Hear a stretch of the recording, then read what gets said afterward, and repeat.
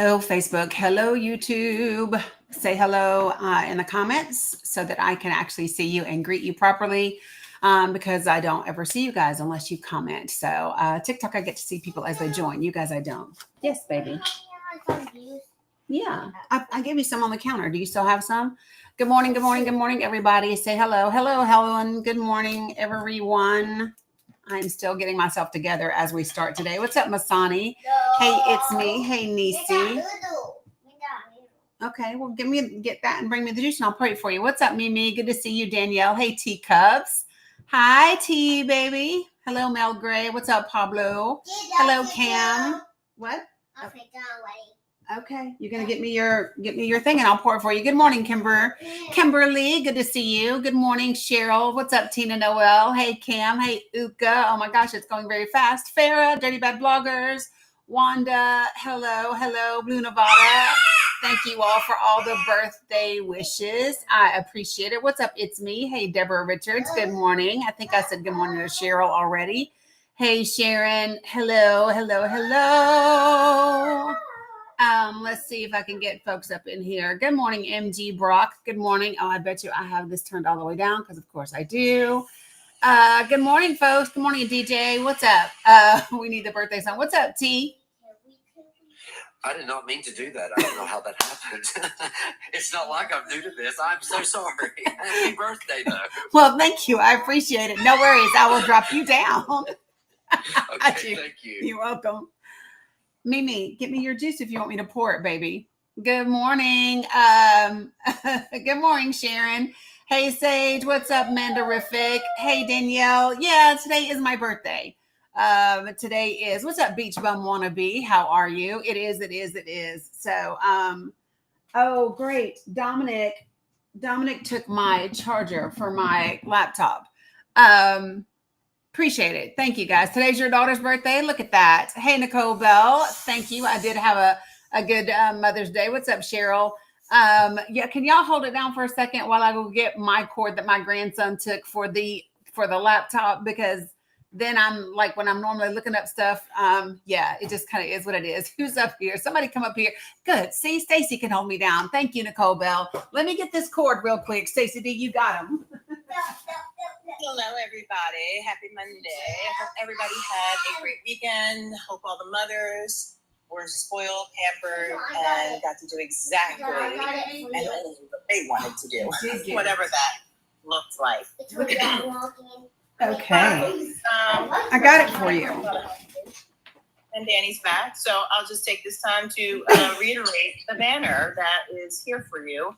Be respectful, no slurs, no spamming, and no all caps, except for mods and folks who are modages as myself, and those who have special privileges because they have site issues. So here. That being said, happy birthday to our fearless leader. And I wanted to just take this opportunity. Mila, here. To say how much we appreciate you. Thank you. You got it, babe? Mila got me pouring juice. Mama saying happy birthday from Facebook. Hi, Mom. Good morning. Thank you for the birthday wishes. I appreciate you. Oh, we appreciate you so much. And so we love you. Love you back. Thank you for sharing your birthday with us. Yeah. And I'm going to drop down because I got to handle some business. Go handle it. I appreciate you. Love you much. Hey, Chef Ryan. Good morning, everybody. Oh, thank you for the birthday cake. I appreciate that, Linda. I got you, Stace. Gosh, I'm doing too many things at once. All right. So I do. So as you all noticed, don't you have a big online conference to attend today? I have I have the Michigan Democratic Rural Caucus. They are having their meeting this evening. I was at their summit last month. And so I have that this evening at 7:00. When they first asked me to do it, they asked me to do it on the 14th and I said yes. And then after I said yes, they came back and they were like, whoops, we gave you the wrong date. Can you do it today? And today I did see that Hamas released the last quote unquote hostage. I did see that.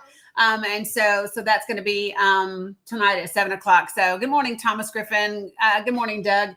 So yeah, it's going to be all the things, right? So so I'm going to be working pretty much all day on my birthday, which is, I mean, it's cool, right? Thank you for the cake, for the birthday cake, Jen. I appreciate that. Thank you, Robin. So I'm still beating up the laptop because it completely was unalived thanks to Dominic borrowing my charger, which is funny because he borrowed my charger for my laptop. And then when I went in the bedroom, I was like, Dom, isn't this the charger for your Switch? And of course it was. Thank you very much, Catsmandu. I appreciate all the birthday love. You guys are being ridiculously sweet. So I am just kind of honestly, y'all, today's no different than every other day. Like I got the kids up, took them to school, took my daughter to work, did some laundry, put Mila in the bath, washed her hair, got all of those beautiful waves all done out and all the things, which is why I'm late going live. But you know what? It is what it is. I don't think, Stacy, I think you hit the wrong number, love. Stacy, I think you hit the wrong number. Appreciate you. Thank you guys for the birthday cake. I appreciate it. Thank you, Thomas. Thank you, Linda, for the birthday wishes. I appreciate you all very, very much. Appreciate you, Yaya. Oh my gosh, Mila. Yeah, Girl. sis, I think you did the wrong thing. Yeah, no, I did not do the wrong thing. Check your Venmo and check your email because your Dannykins wanted to bless you for all of the love and support and everything that you give us. And I am not good at this, so I was like, I'm going to mess it up. I'm going to accidentally let her know because we really wanted to surprise you on your birthday during the live. So everybody, I will send you a list of everyone who, I'll text it to you, everyone that contributed. We just love you so much.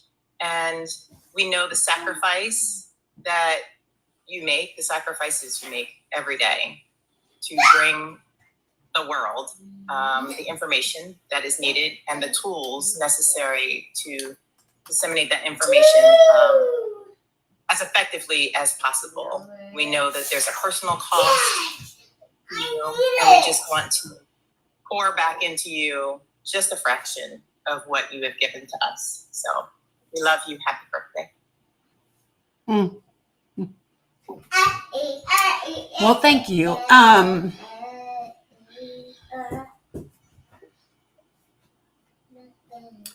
So YouTube and Facebook folks, they really did a lot,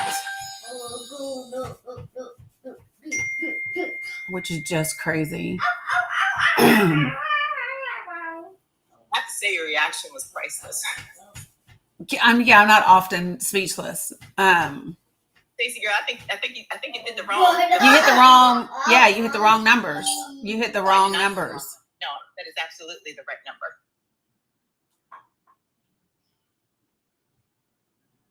Wow.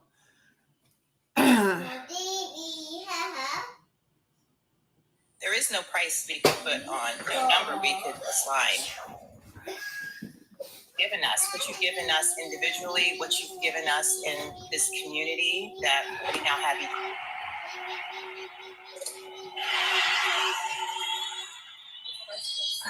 My mom's over here laughing. She thinks this is funny on Facebook. She said that expression. It was great. Well, I appreciate you all. I really do. It is appreciated. Thank you, Mary Ruth. Y'all know I love you. I really do love our community for all the things that we do, for the people who take online conversation. My mom said I'm making her cry. I'll have to text you, Mom, so that you get why I'm like this. Hold on a second.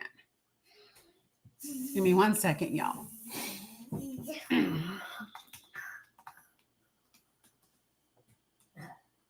I just text you, Mom. You know, what we do in this in this space, thank you, Christine is fed up, is nothing short of fantastic. I don't know if like so many of you all know, but like we've got, we've done so much, like thousands of yard signs put out. Jen Yaya is now a write-in candidate for her education, her Board of Education. I don't know if y'all know that or not.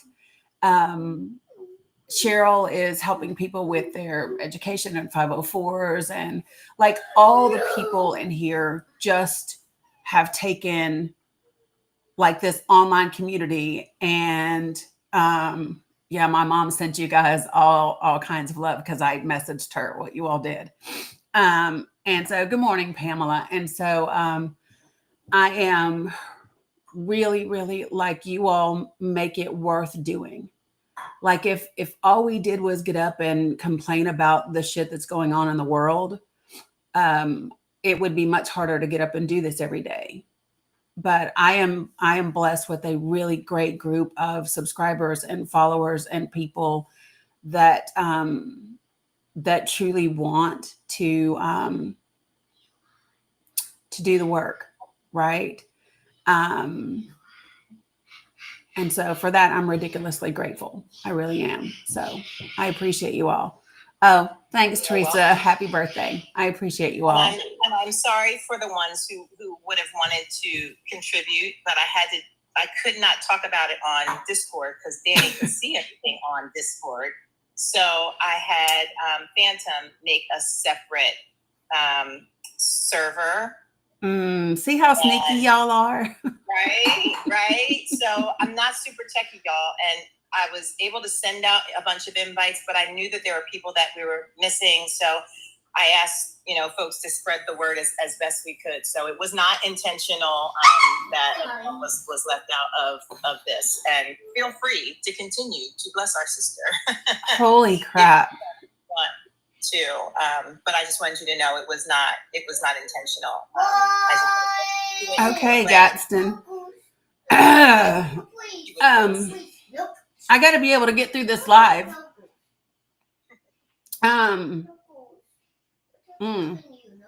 Okay. I'm trying to pick a damn. Where's the normal goat thing? It has disappeared. There's a bunch of other stuff up here.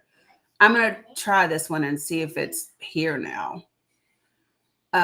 Okay. Appreciate you all. You all are being insanely ridiculous, but I love you for it. And here I am being a smartass in my subject for today. The day that everybody has got me, whatever. Appreciate you all. Thank you all. You're gifting subscriptions. Appreciate that as well. So, yeah, and I do appreciate you all greatly for all the things, like for all the things that we do here, for all the things we do on just together. All the things. Oh, Donna Ski, they done made me cry on my birthday. And Stace, I even used a little makeup kit you gave me today. I thought I looked cute. You fucking with me now. Yeah, it's my birthday, Mango. It is. So yeah. Okay. All right. I appreciate you all. Thank you very much for the birthday wishes. Okay, birthday song. We're gonna do the birthday song. Thank you guys. And then we're gonna dive right in because I'm not crying this whole time we're doing live today. I refuse to do it. But okay, so let me do this. Let me pull it up. I bet it's still on the birthday song from last time. Probably so.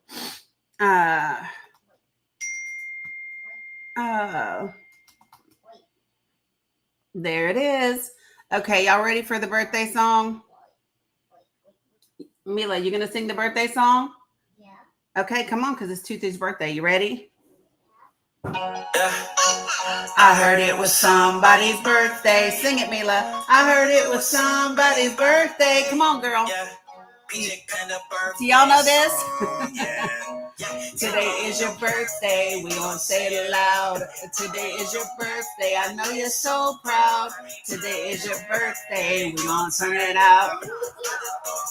Get it lit and wild out. Happy, happy, happy birthday. Happy, happy, happy birthday. Happy, happy, happy birthday to you. Happy, happy, happy birthday. Happy, happy, happy birthday. Happy, happy, happy birthday to you. Okay, we're not doing the whole verses. Oh, that one was pretty. I've never seen that one. Linda. So the story behind this, love you all, mean it. The story behind that song is my great niece, her birthday party. She's a Taurus too, by the way.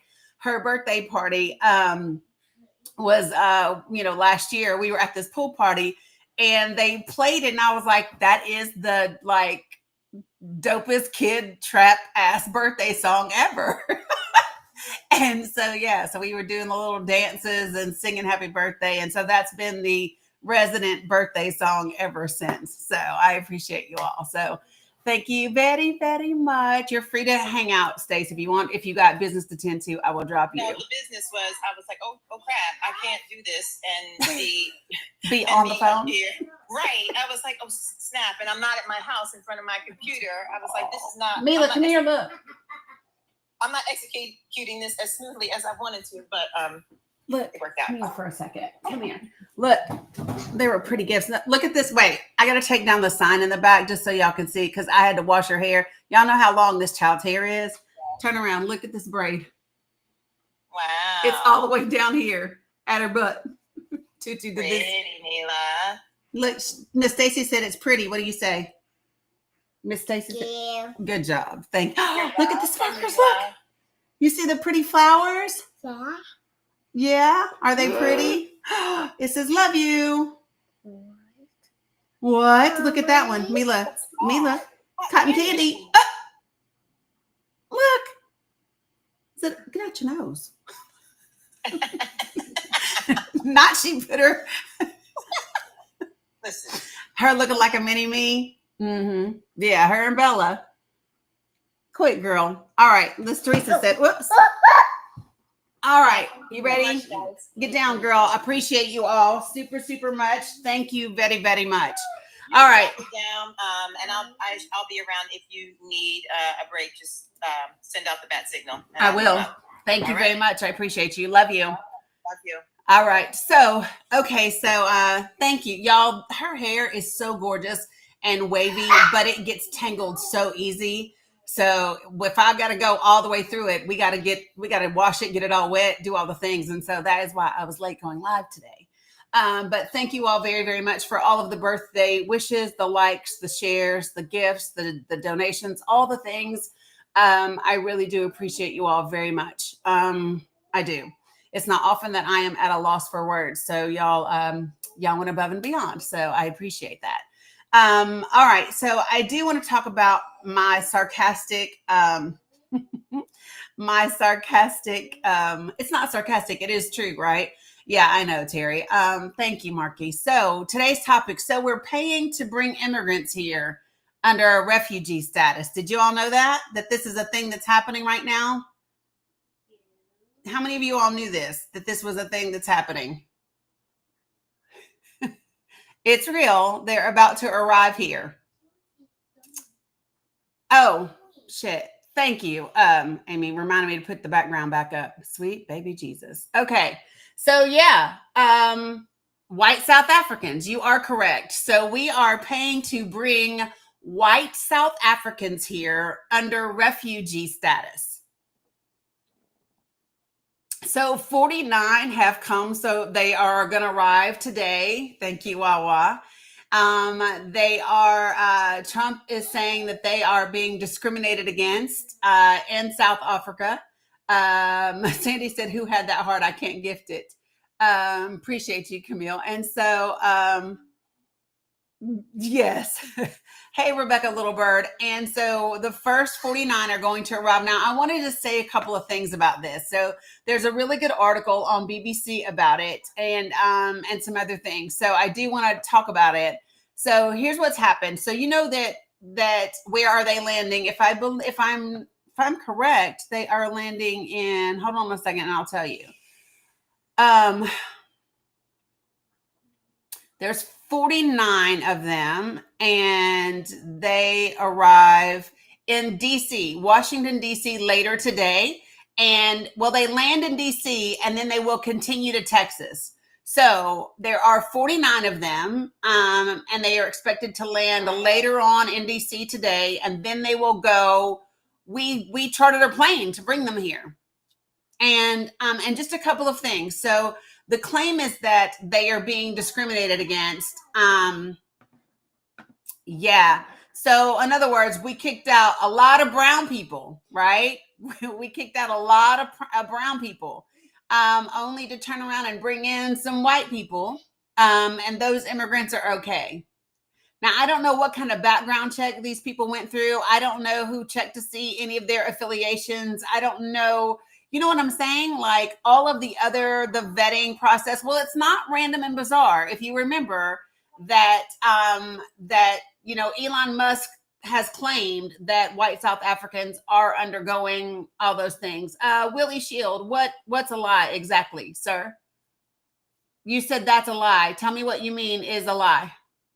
Give me some more information.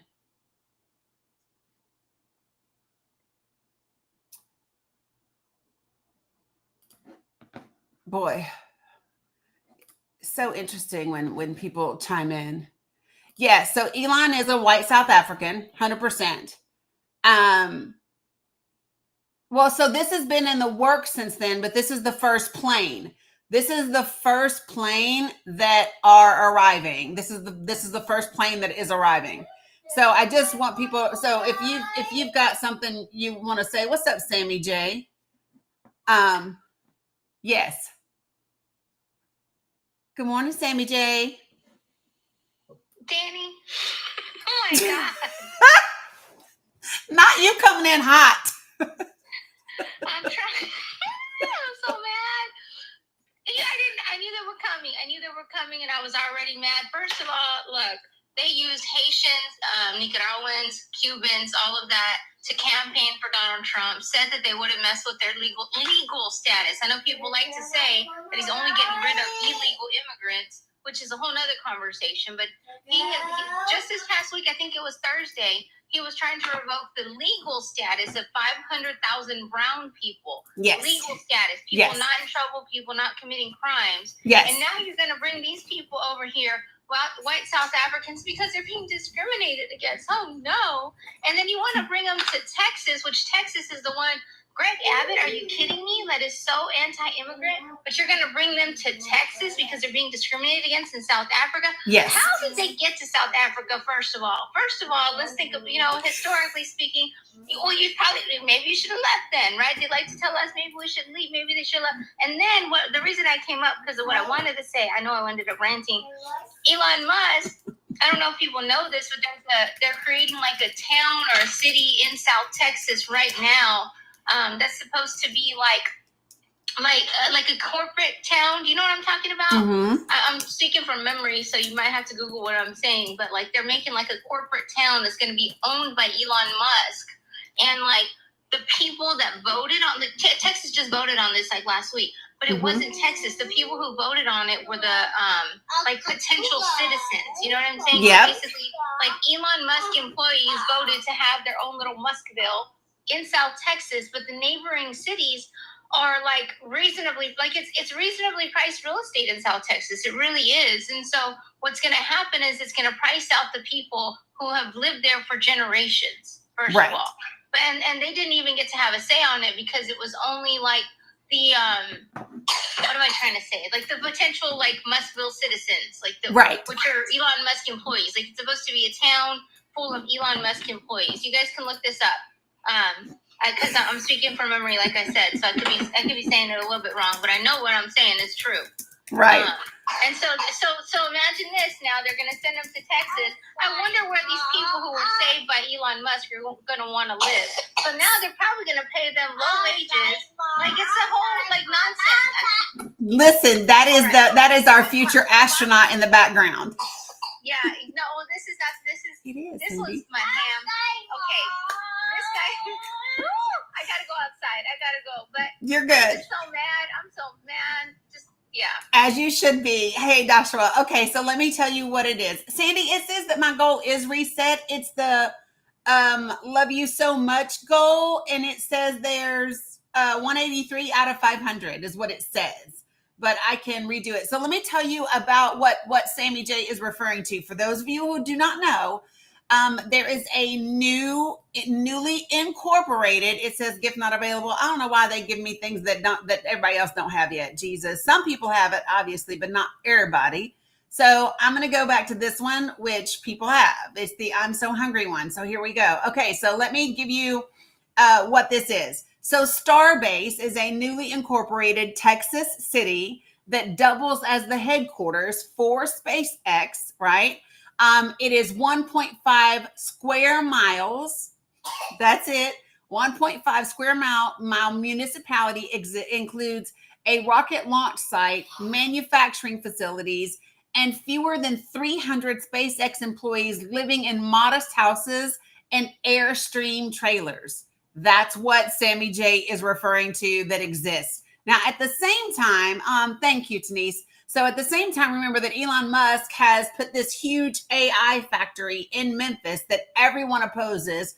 And by no surprise, it is predominantly in marginalized communities, Black communities, where it is really horrible for the environment, and they are protesting against it. All of this was done before people even knew what was happening, right? So everybody's late kind of protesting, right? So let me tell you, if we go all the way back, so all the way back in February, there was this big question about, yes, Airstream trailers. Are white South Africaners at risk in South Africa? Not really. Okay. So this is an article all the way back from February of this year, where they're talking about in Johannesburg and Pretoria, which, by the way, so Mom, I don't know if you remember this or not, but Carrie Saldi was from Johannesburg. So yeah, so there are white South Africaners, folks, just so everybody knows. But on a rainy Saturday, there were about several hundred white Afrikaners gathered outside the embassy of the United States.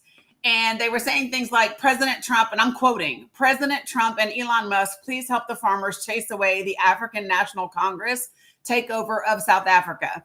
And it was a large banner that they had hosted up above the crowd, right, to thank the U.S. for championing their cause, right? So it was February 7th that Trump signed this executive order offering asylum to white Africans and cutting out aid to South Africa. So I think that's the other part that people need to know is that this was also about cutting out aid to South Africa.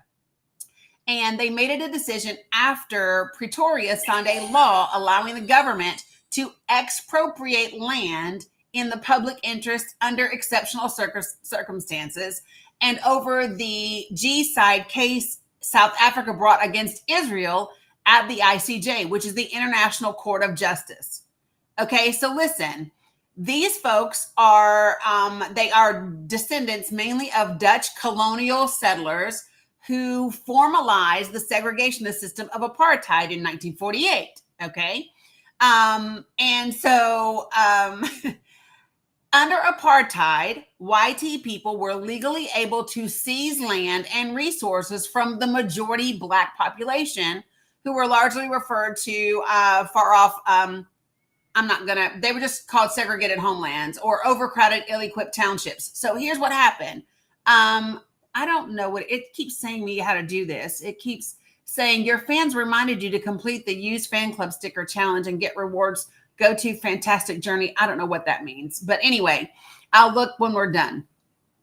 So what they said, when they are saying that Pretoria signed this law allowing the government to expropriate land, right? Basically, they were taking land back that they had taken from majority Black owners. That's what was transpiring, right? So they have been covering this quite a bit. And so let me kind of give you what it is. So this is another article going back a little bit further than this, earlier in February. And so Trump was threatening to cut off all the funding to South Africa, which he did. And he was saying that these were illegal land grabs, right? Appreciate you guys for all the giftings. And they were not. Basically, his assertion was grounded in a myth that white South Africans are the targets of unlawful land confiscations, something South Africa's government has vehemently denied. So let me just say this too. Let me just read you Trump's quote on Truth Social in early February. Thank you, Edith. Appreciate that reminder. What'd you say, Mila? Okay, there we go. Done. All right. So this is what Trump said, quote, South Africa is confiscating land and treating certain classes of people very badly, in all caps. The United States won't stand for it. We will act. Also, I will be cutting off all future funding to South Africa until a full investigation of the situation has been completed, ! Right? So in response, South African President Cyril Ramaphosa said, quote, the South African government has not confiscated any land. What happened is they adopted the Expropriation Act. It's a law helping the state take back land that's in the public interest with agreement to address disparities in ownership that were caused by decades of apartheid rule. So let me just make sure that you guys get this, right? So here's what happened. They adopted this law called the Expropriation Act, which said, listen, for decades upon decades, there was apartheid. And under apartheid, white South Africaners took land that belonged to Black South Africaners. And so what we are doing is in the interest of the public, we are going to expropriate some of that land in order to address disparities in ownership. That's what they were doing. And so this wasn't a case of, oh, we're targeting you because we hate white people. That is not what happened. This was specifically a law that was passed by their government, right? And so when the president of South Africa was defending the law, they explained that it serves to facilitate public access to land rather than act as a confiscation instrument.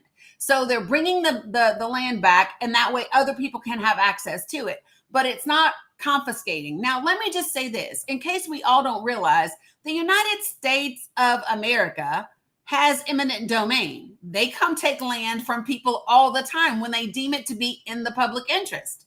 As a matter of fact, you can see Pat Shull, the former mayor of Kingsport, Tennessee, get really, really angry with me when I talk about the city of Kingsport taking this family's land and because they considered it to have eminent domain, right? So because it was in the public best interest, even though these people, have said, we could make a counter offer and this, that, and the other. And the city was like, we don't have to take your counter offer, any of those things. If you remember, Pat Shull wanted to have me escorted out of the facility by police and did not do so. But appreciate you guys. So I just want to remind you that what South Africa is doing, the United States of America has a mechanism to do that exact same thing. The United States of America can take your land, right, if it is in the best interest of the public. Now, the difference here is the disparity was created by apartheid. And because it was created by apartheid, right, and they were taking land from Black people, right, if they say it is, lovely one, exactly. And so they're just simply saying, hey, listen, we've got to even these scales out. Our country was set, it was set up to penalize or marginalize a particular group of people, right? That's what they said. And they said, listen, it's time for us to fix the things that we got wrong in the past. Now, I can understand why Donald Trump wouldn't get this, because he doesn't think you should ever admit to getting anything wrong in the past, which is why the United States of America is the shit show that it is today, right? But that's what they said. So what you see is a country saying, listen, we can acknowledge where we got things wrong. We can acknowledge what we didn't do correctly, and we can take active steps to figure those things out, right?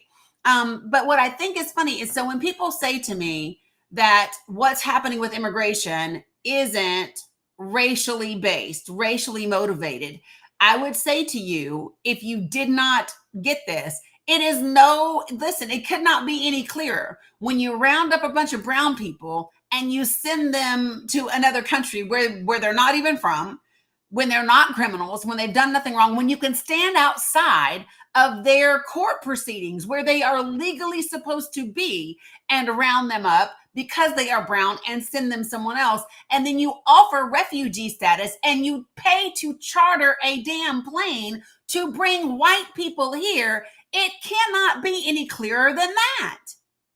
And if you cannot admit that, I would love to have a conversation with you.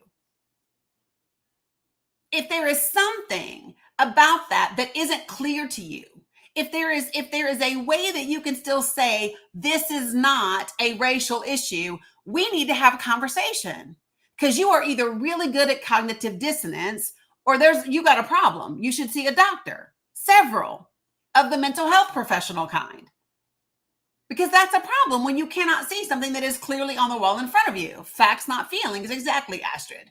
Right? So these are the things that I wanted to talk about today, because it is absolutely crazy. Now, let me tell you why Donald Trump is pissed. Because they are pissed at South Africa, because Elon Musk would like him to be. Because South Africa is fixing what happened under apartheid. That's number 2. And number 3, South Africa joined everyone else with the UN against Israel and what Israel was doing or is doing to Palestinians in Gaza. So that is what kicked this thing off. It's Elon Musk in Donald Trump's ear, Elon Musk paying people to vote, Elon Musk saying all of those things, right? And now what you have is South Africa saying what Netanyahu is doing in Israel is in fact a crime, and it is. Let's be clear. If you want to talk about G-side, which is the allegation that Donald Trump made the allegation that in South Africa they were. Why are people asking me, is this real and does it take effect? Let me see what it is. I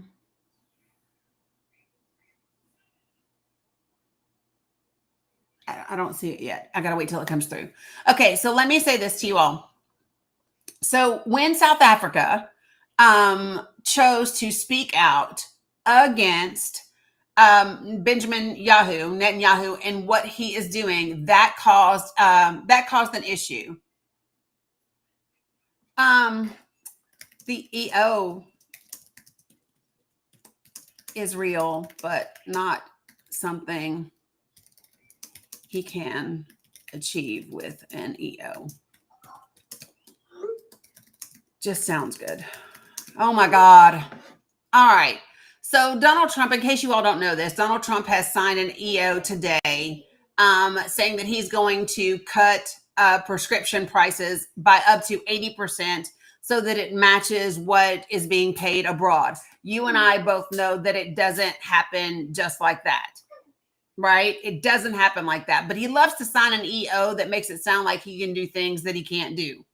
Right. But that's what he did. He signed an executive order. It's out all over and that's what somebody has just messaged me. Is this real? And when does it take effect? And I said, the EO is real, but it's not something that he can just achieve with an EO. Like, what in the fuck?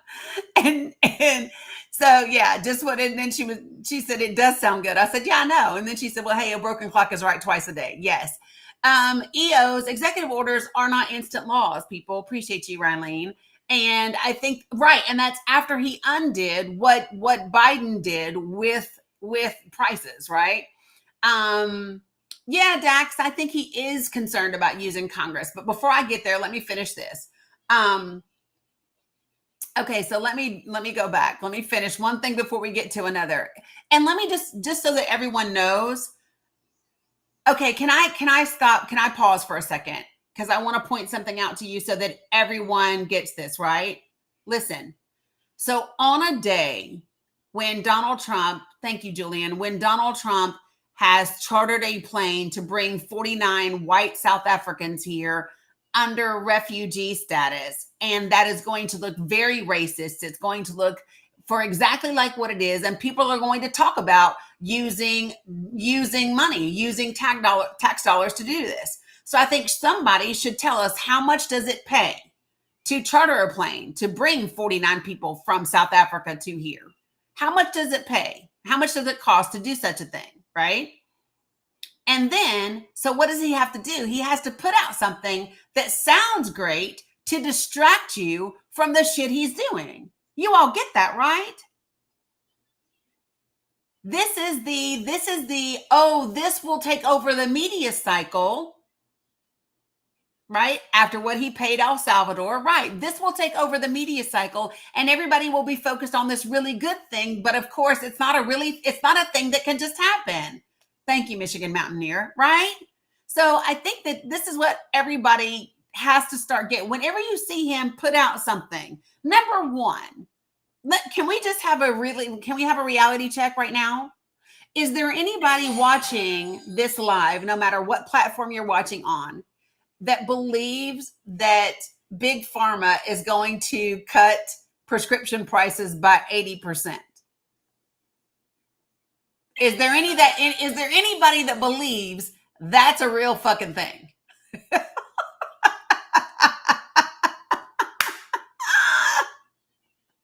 Like, and I wanted to add that, can you hear me? I know I'm outside. Yeah, I can hear you. Okay. Biden's deal, here's what I think he's doing. Biden's deal that Biden worked out doesn't actually take effect till 2026. So this whole executive order is just to be able to say, look, see, I did that. But really, Biden did it. And it's going to take effect next year. But that's the thing about Biden's deal. Right. And I think the thing is this. So I need to go back and look to see exactly what happens, right? Because I know that he signed an EO saying he was undoing what Biden did. But if I'm not mistaken, I need to look and see if what Biden did was actually put into law or whatever the agreement was. Because if he undid what Biden did, it won't really matter, right? So let me just see. Hold on. Let's just look it up. Give me a second. Because I like to be, y'all know me, we like to make sure that we are accurate. So give me one second. I would double check, but I do think that Biden actually negotiated down those prices. Yeah, I know that he did. You don't just sign a paper and get it done, like you're saying. Like, it doesn't just happen like that. So that's why it wasn't going to take effect till 2026, right? Like, it was going to take some time. But yeah, I think the way that it was done is going to matter. Obviously. Give me 1 second, people. But remember, what Biden negotiated was only for a set number of medications. And so here's the thing. So he has reversed. This is from the American Journal of, hold on a second. I'm pulling it all the way up for you. So this is from the American Journal of Medical. Hold on. I wish an ad wouldn't pop up in my face. Oh my God, I hate that. Thank you, Sandy. Do y'all know how bad I hate when I'm reading something and all of a sudden an ad pops up when I'm trying to read? And then I get mad and I'm like, whatever it is, even if I was going to buy it, I'm not now because you interrupted me and I was doing something very important. I don't like it. I don't like it. And Mila thinks that's funny, by the way. All right. So this is from the January 22nd, American Journal of Medicine, Medical Colleges. This is the article. I will put it in the link tree if need be. But so key takeaways from this article that came out is Trump's agenda reverses Biden era policies on what can I call them? Medical medicines. I'll just say that. And ACA, hinting at a shift in priorities. Key Biden initiatives like the $35 insulin cap and Medicare price negotiations remain unaffected currently. Overturned policies include extended ACA enrollment periods and experimental medication pricing models. And that's what he undid. So That was done January. This is January of this year. So I'd have to look and see what else was done afterwards. Yeah, the 2K, that's in here too. The $2,000 out of pocket in effect due to Biden, all of that. Yeah, so I was just reading right now. It says that the Medicare's ability to negotiate prescription, what do we call it? Prescription medicine prices. I know. Okay, hold on. Let me try to say that sentence again. Biden's, it was part of the Inflation Reduction Act. So it was actually signed into law. It was not an executive order.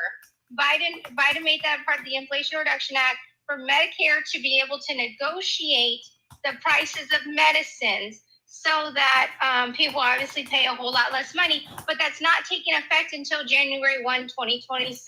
Yes. But for the people who don't take the time to read this and, all that, they're going to see that EO today. And when the drug,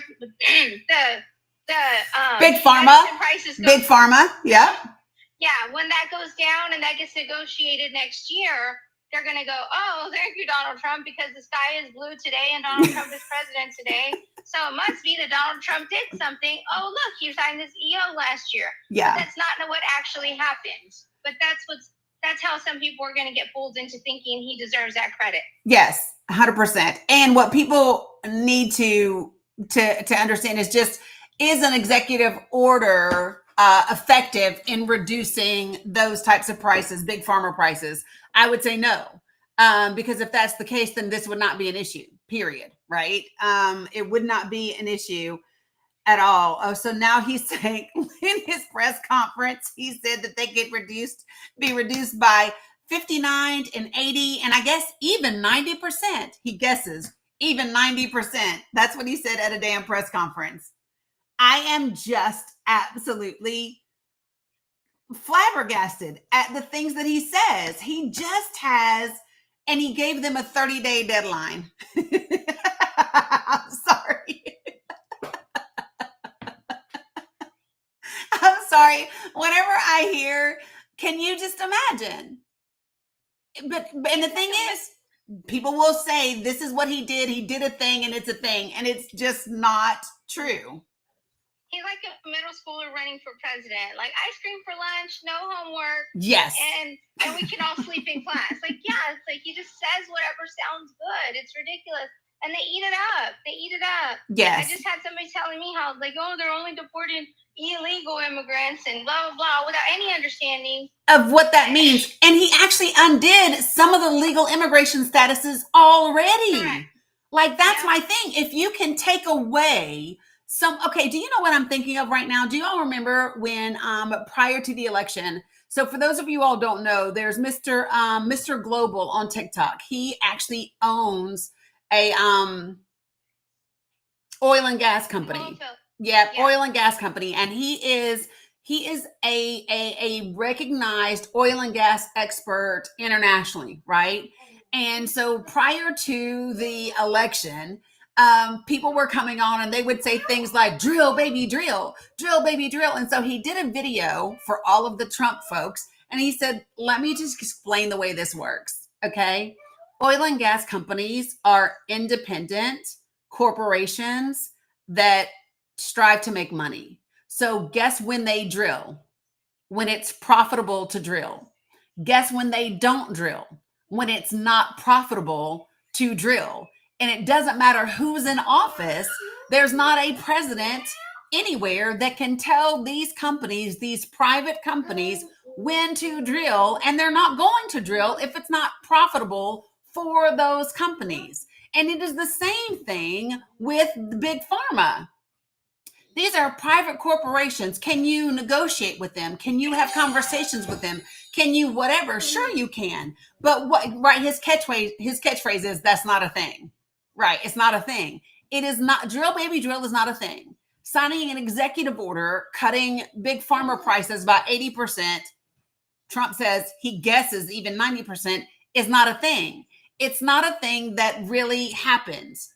And so I always pay attention to when he chooses to do some executive order like this, that is pie in the sky, dreams and whistles, which everyone, right. And I say, call a thing, right? So like for me, I call this white South African or like whatever over here, I call it racist immigration because that's what it is. Right? And that is a thing. I just think that people need, well, Trump devastated the oil and gas industry under his first administration. In 2018, he is the reason that we lost so many of our oil rigs. He's the reason that it went into the big oil crash that we had in 2018. That was thanks to Donald Trump. You want to know why your gas prices were so high in 2022? Thank you to Donald Trump. He did a deal with the Saudis of when to reduce their oil production and when to escalate it. And that is what absolutely caused our issues. Yes, I got you. Thank you, Sandy. So for people who don't like, and this is my thing, I always say things like for people who don't know. And let me say this. I'm fine if you don't know prior to this conversation or this live. I am concerned if you don't know after this, if you don't know after seeing legitimate information, if you don't know after seeing facts in front of your face, that's when I have a problem. Because there are things that all of us don't know, but it's when you refuse to know when facts are presented to you, that's when I have an issue with you, right? So, so this executive order calls, and in case you're wondering, I'm looking at something from PBS right now, right? The order calls on the health department to broker new price tags for big pharma, according to a White House official who briefed the press on this EO ahead of its signing. It says, if a deal is not reached, a new rule will kick in that will tie the price of what the U.S. pays for medications to lower prices paid by other countries. Now, let me just tell you how fucking mad that right there makes me. So let me, YT, post-pandemic blonde, is white on TikTok. TikTok doesn't like for you to say white too much. They prefer it when you say YT. Don't ask me why, because you can say black all day long on TikTok and they give zero fucks.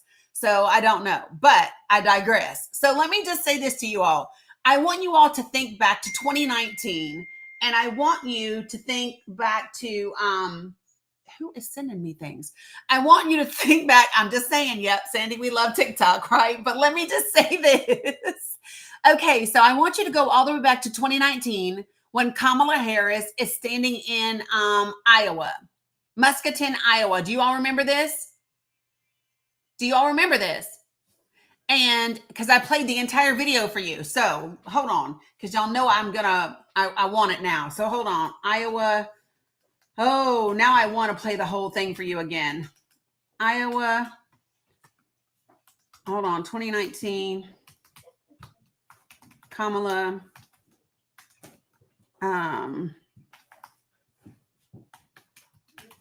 What I do remember is her telling us over and over that he was going to strip Medicare and Medicaid. And what do you know? Ha! I got the whole thing. So let me just tell you what's funny about this. So the reason I went and found this whole, she's right here, Stacey. The reason I went back and found this entire clip is because there were people, and this is what I keep telling you all. You can see a video, but if it is a 60-second video, and I don't care who it's from, if it is only 60 seconds, please go look at the rest of the video. Go look for the context in which that clip is taken. That includes me. I don't care who posted. If somebody gives you a clip that is 30 seconds, 90 seconds, 60 seconds, please look for at least 2, 3, 4, 5 minutes of that conversation so that you know where that clip came from. Yes, Sammy J, it's my birthday. So the reason why is what? If we haven't sang, we got to sing. Girl, we did sing. You missed it. Okay. All right, go ahead. But I love you. Yes, she missed. You. Happy birthday. Thank you. Yes, she missed PJ Panda. So listen. So do y'all remember? I was so fired up. This is the only clip I've ever put up on TikTok where TikTok smacked my hand and said this violates community guidelines. And it's because I put at the very top of my video, stop lying, right? And what do you want that are the same shape? Okay, TikTok.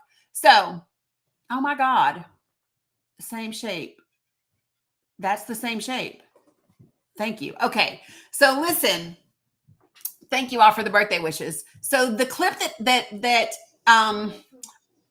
Trump supporters and deceptive, and I will say this, what I consider to be deceptive Republicans put out, it said that Kamala Harris was saying that she was going to snatch the patents of private pharmaceutical companies. Do you all remember that? And they were like, listen, look at her. This is dictatorship. She's going to come and take the patents of big pharma. Do you remember this? And I got fired up and pissed. And I was like, where the fuck is the whole video? So I went and found the whole video. So this is for her. And the actual, so here's what actually happened. So, and I want to find, because I would really rather not watch it on there, but I will watch it on there. Okay, I'm going to watch it on there because it's the only place I can see it right now. So listen. So here's what actually happened. So she was at an event that she did in 2019 in Iowa. And it was in Washington, Iowa. And a guy stands up in the crowd. Appreciate you, Brittany. And a guy stands up in the crowd and he starts to ask her about pharmaceutical prices. And he asks her about insulin. And she talks about this. And so listen to what she says, because I want to find it when he gets on here. So give me 1 second. The whole thing is 33 minutes long. So I'm not going to play that. But I'm going to give you his question, and I'm going to let you hear all the way up until our answer, okay? So give me 1 second. I think. My plan will cover everyone, including people with investment and lack the courage to do what we know is about the body from the neck down. It's to think about who we are. Great, the economy is great. And then you ask them, well, how about the Trump? Hey, well, Neve. Well, they'll talk about how they're going to use capitalism to extend the prescription because it's too darn expensive. And they're getting sick because they're not taking what they're supposed to take. What I know is that seniors around our country are making a decision about whether they either fill their refrigerator or fill their prescription. So can y'all hear it? On that issue. Because I've taken on the pharmaceutical companies before. You know, there's a big difference also. Okay, let me go play. I'm going to play it over here so that it's louder, but give me 1 sec. Yes, baby.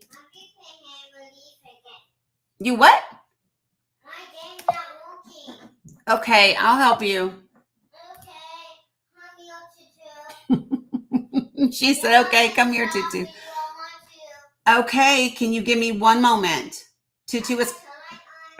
Okay, I'm coming. Give me 1 second, baby.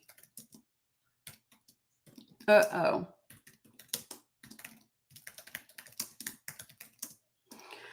Oh, all right, here we go. She's, okay, thank you. This is the full one. Drug prices so that American consumers are charged a price for drug. Oh, so they forgot, they didn't include his comment. I want his question in with it. Girl, I'm coming. 1 moment, please. I'm coming. She said, Tutu, come help me.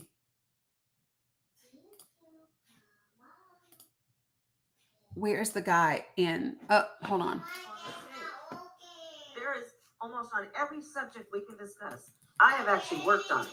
It's not been the subject of a lovely speech. Give me a second, Mila. A college lecture. I've actually worked on it.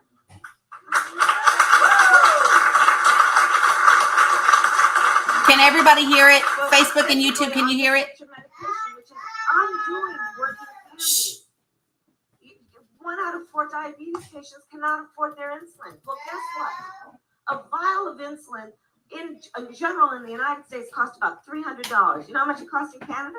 Listen. About $30. So one has to ask, why is it and how is it that American pharmaceutical companies are charging more for prescription drugs to American consumers than they are in Canada or in Europe? And because the reason they can is because those people in Washington, D.C. allow it to happen and aren't saying cut it out. So I'm telling you, with your help, and I hope you will stand in Kamala's corner on a caucus night. But with your help, because I've seen up close what they do. Like Listen. I said, I've taken them on when I was Attorney General. So this is what we're gonna do. Listen. We're gonna set fair prices, meaning that through the Department of Health and Human Services, we're gonna do an assessment of what drugs are charged around the world, in Europe, in Canada, all these places, and set American prices based on the average of what everybody around the world is charged. 2, if they refuse to comply, because I'm used to enforcement, if they refuse to comply, okay, check this out. So we've got, you guys pay your taxes and the federal dollars then that you pay have gone into a lot of the research and development. They call it R&D. The research and development of a lot of the drugs that are now being charged to you at a great cost. So here's my point about enforcement. Listen. For those pharmaceutical companies that fail to comply with setting with the fair prices, if the drug was created as a result of federal taxpayer dollars from the research and development, I will take their patent away. So what MAGA tried to say was that she was saying she was going to randomly take the patents from pharmaceutical companies. And that's not what she said. What she said is exactly what Donald Trump is trying to act like is his fucking idea. Right now, when he says in his executive order that he wants the Department of Health and Human Services to research prices for medications around the world and then set our prices based on that, that's exactly what she just said. And then she said, if those pharmaceutical companies do not want to do that and federal dollars were used in the research and development of that medication, then the federal government can seize that patent. That's what she said. And that's what he's now saying. And that's what he's trying to take all the credit for. She said that shit in 2019. You're not done yet? Okay. So I just want to be clear. And yes, I will be doing a video on this. And yes, I will be making this reference one more time. And I will do it in a way that TikTok will not make me take it down this time. Because what I did last time, y'all know I was brand new to TikTok at the time. Okay, so what I did at the time was, that's a video from 2019, Jen Penn. Yes, that video is from 2019. She's in Washington, Iowa. Do yourself a favor, Google 2019. Hey, I'm coming, don't yell. Google Kamala Harris, Washington, Iowa, 2019 prescriptions. And guess what you will see? You will see her in this little bitty, like one-on-one in a small room with a bunch of people. It's a 33 and a half minute long clip. When you get to about the 24 minute mark, 24 minute mark, there's a guy, and I didn't play it right here, but I believe he's in a green t-shirt. And he stands up and he asks her specifically about the pricing of insulin. That's why she starts out by talking about it's $300 in Canada. I mean, it's $80 in Canada, but it's $300 here, right? And so then that's when she talks about, hey, I've taken on Big Pharma and I've won. So here's what we're going to do. And she lays out this plan that is exactly what Donald Trump just put in an executive order. But she did it. She did it in 2019. No, so let me be clear. Oh, bless your heart. Come on. Come here, person. Come here, the prophet, so that I can give you accurate information. Hi, how you doing? I'm doing just fine. How are you? Good. Okay. So explain to me what you heard me say. No, what I'm thinking, what I'm trying to infer based on what I'm listening to you is that someone way years before was talking about a great idea, then nobody did anything. Trump comes in, embraces the idea, implemented, and you're mad? No, that's not correct. Well, that's what I infer based on what you're talking Well, I would Maybe suggest that you listen for comprehension and not commenting. Hold on a second. Please don't interrupt because I didn't interrupt you. Hold on. And let me finish. Great.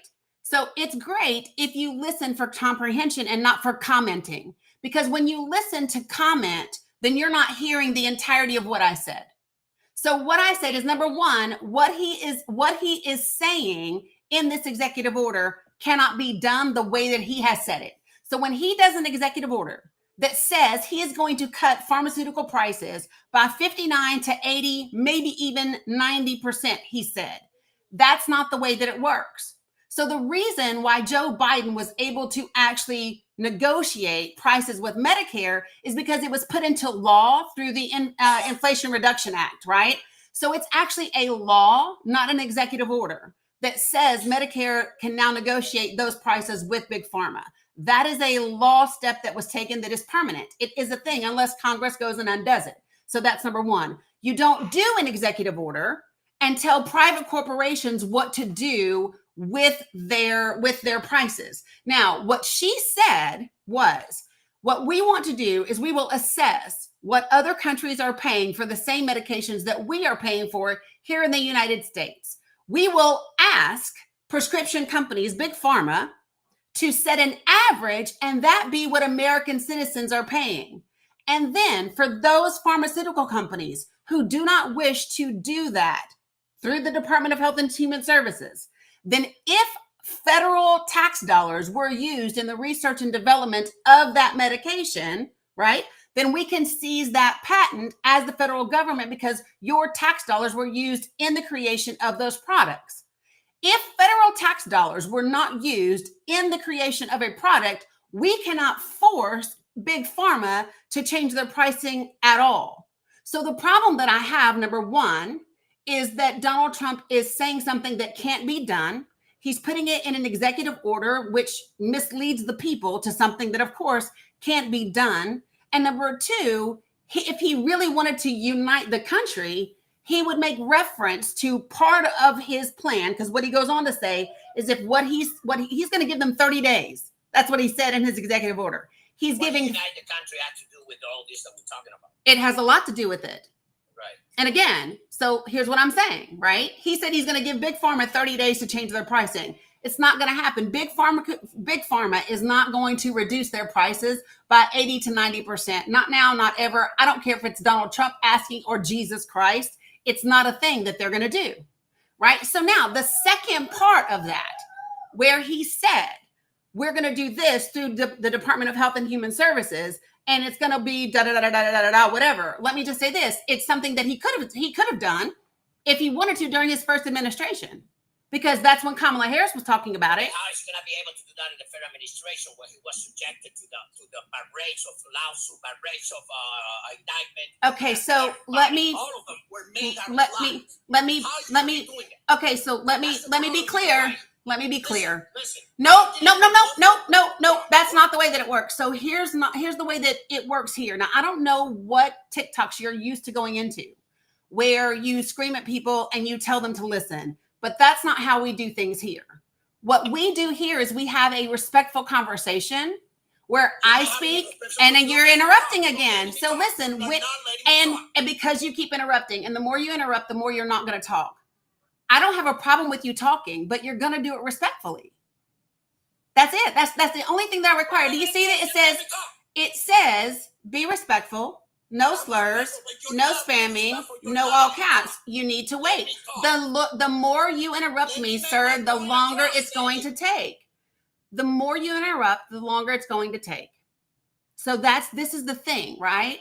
We don't rant here. We don't yell at people here. We don't interrupt.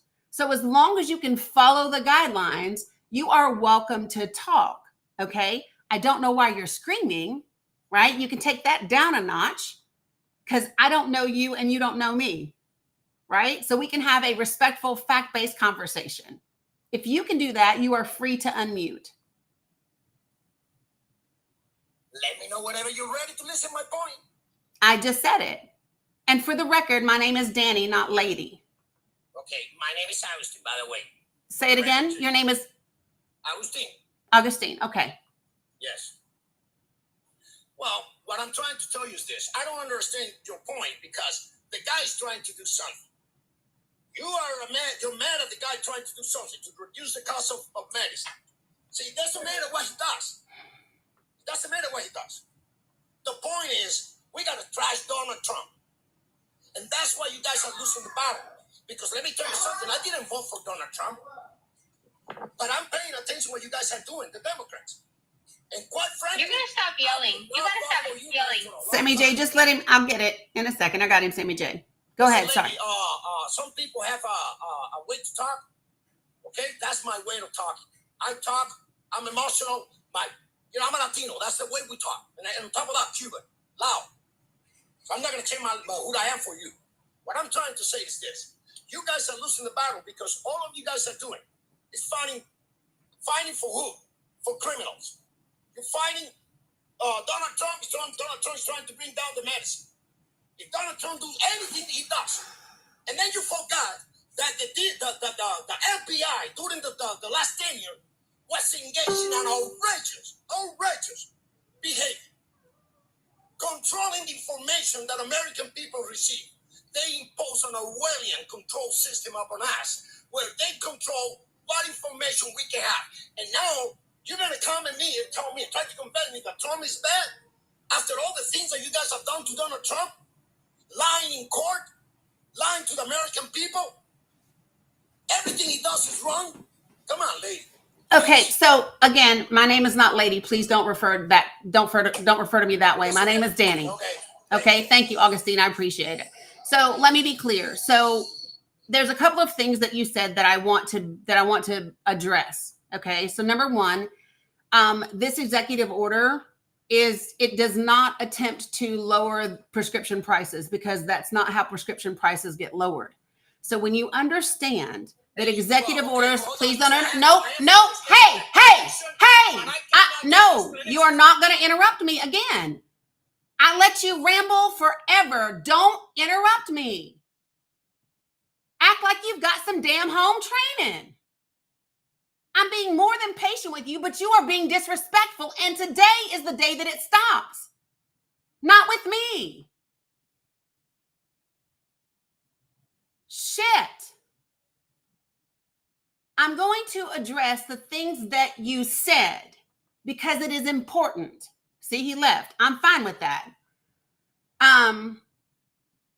Let me just say this. I will 100% deal with almost anybody when they are respectful. When you are not respectful, I'm going to call you out, right? That's it. Act like you got some damn home training. So, Jesus.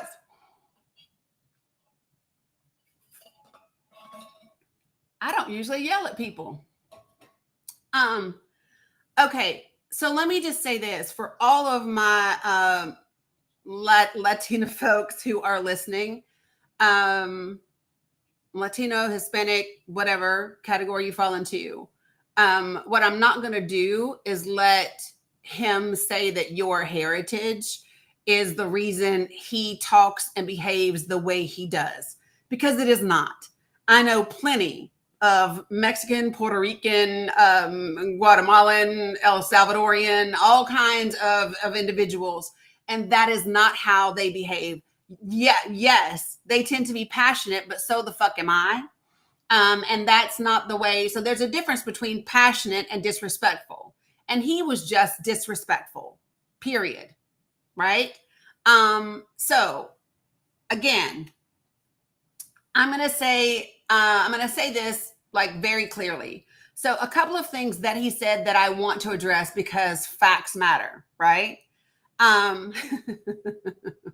Yeah, I'm not disrespectful, but I will tell you, holy geez.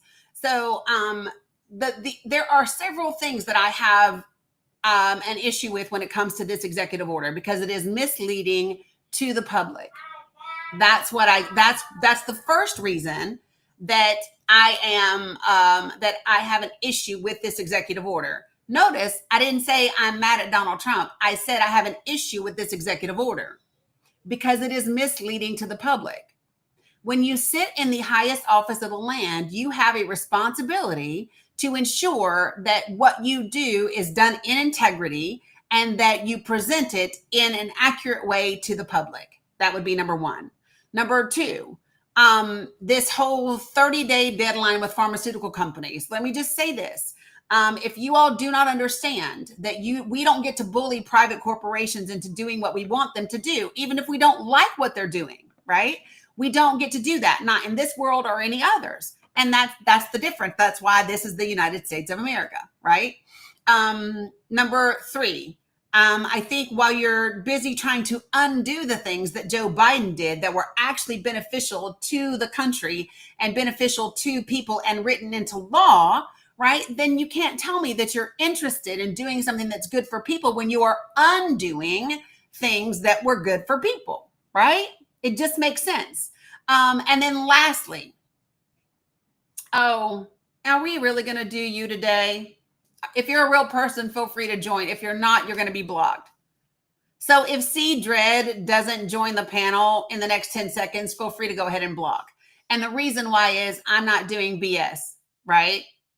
So if you want to appreciate the butterfly wings, I love those. So if you want to disagree with me, you can come up to the panel and we can do that 100%, right? But if you don't do that, then you will not have a voice. Okay.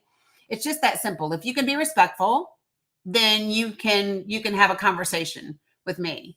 Yeah. Boss man, absolutely. I do censor here. I do 100%. And if you don't like it, then you can go to your page where you can spew whatever you want, right? There's a reason that we do censorship.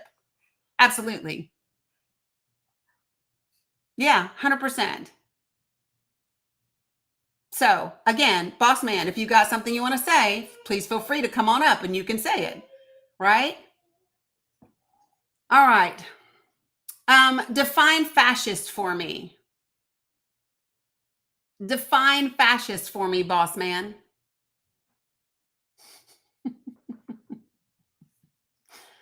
Define fascist for me.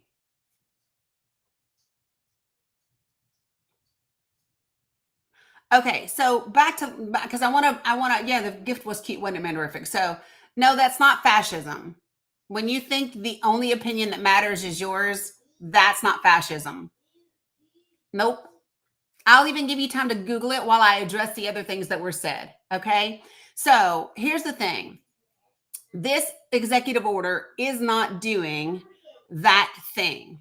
That's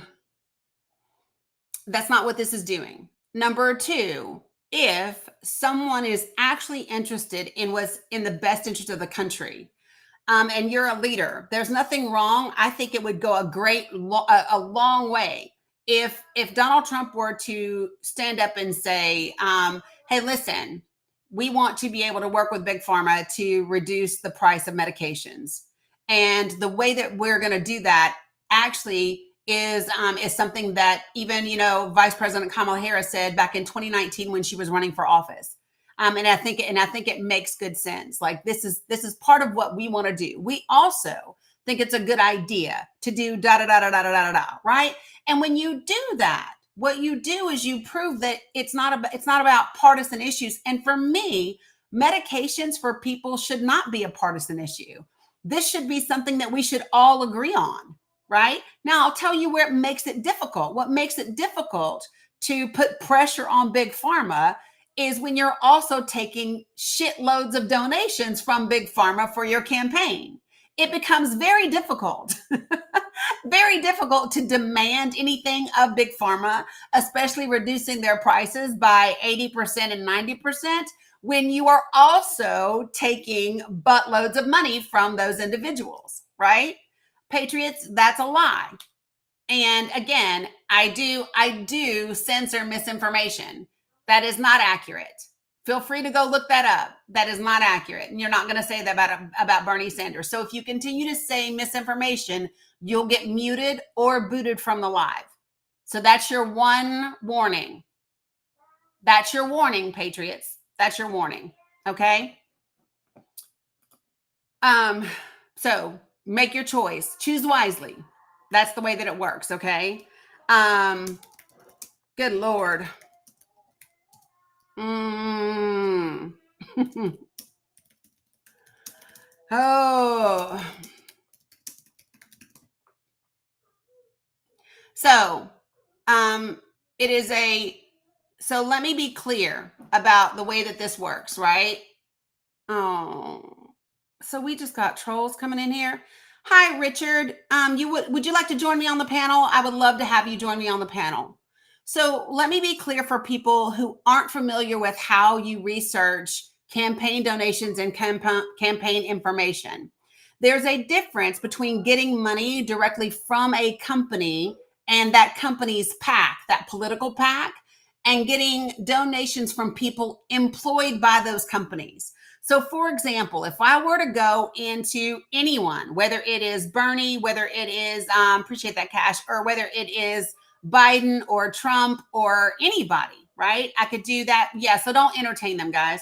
But I could do that with anybody. And here's what happens is when you do a search, if I do a search and I do it by a particular pharmaceutical company name, it will actually come up. There's a place for employer from individual donations. So, for example, if Bernie received $1 million in campaign donations from people that are employed by the pharmaceutical companies, that is not getting money from the pharmaceutical companies' PAC. And that's a big difference that people should be able to distinguish between. Okay. Good afternoon, Richard. How are you? So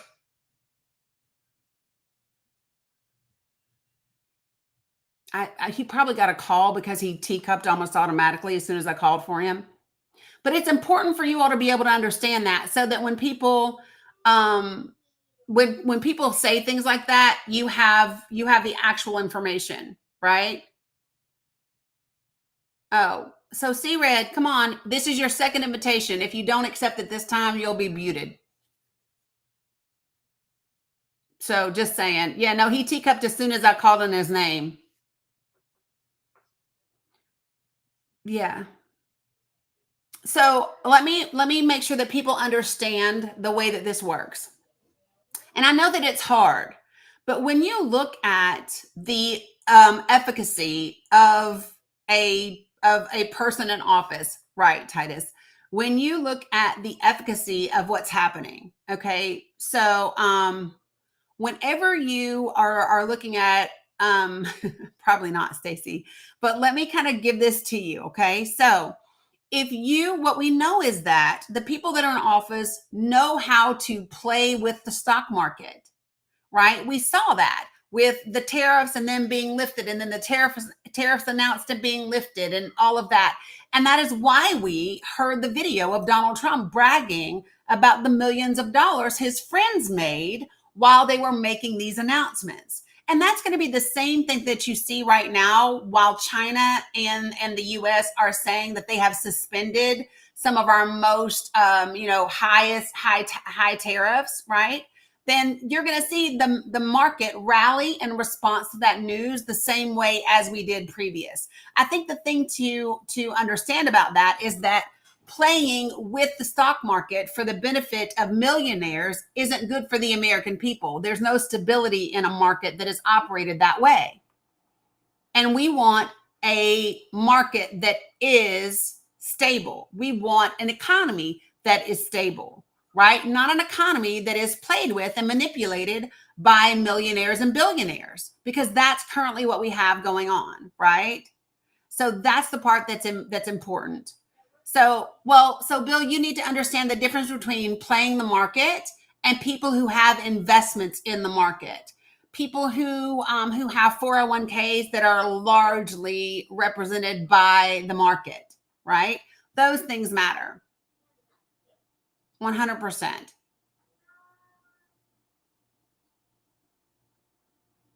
Yeah, 100%, Veronica, 100%. Yep, here we go again. Exactly, Linka. Exactly. So I will bring some more folks up. Can Real Talk show me up here where you see anything in reference to Donald Trump? Because y'all be riding hard for it. It has to be uncomfortable. As hard as you ride, it has to be uncomfortable. Has to be uncomfortable. So, folks, when I bring you up, do me a favor, put yourself on mute until I can get to you. Okay? Do that, please. I'm just saying, y'all, if you've never ridden a horse, I'm just saying. So yeah, put yourself on mute for me. Good. Yeah, go ahead and put yourself on mute for me. No, ma'am. I'm sorry, who said that? I think it was Tay down there. Oh, okay. Oh, I know who said it, Cam. That's why his ass is dropped. Go ahead and block him for me, mods. Appreciate you. So, guys, this is the way that it works. If you're disrespectful, if you are disrespectful and you can't follow just basic guidelines, right? Then that's what happens. Bruce, I don't need to know what's in your pants. I don't need to know what's in your pants, sir. Watch your mouth. For those of you on Facebook and YouTube that can't see, Bruce said pussy, and I told him I didn't need to know what's in his pants. So, again, a couple of things, folks. All right. So, I'm not sure what lives you all are used to, but in this live, we do a couple of different things. We are respectful. We don't use slurs. We don't spam the comments, and we don't type in all caps unless you are one of my followers that I know is vision impaired. So those are the guidelines for participating in this space. As long as you can participate in this space and follow those guidelines, we are going to get along just fine. Okay. Other than that, I got you. Are you done? You ready for me to help you? Okay, give me just a second. So, okay, I'm coming. All right. Let me see. Jen's able. Jen's here to give me a little commercial break while I help the baby. I'll be right back.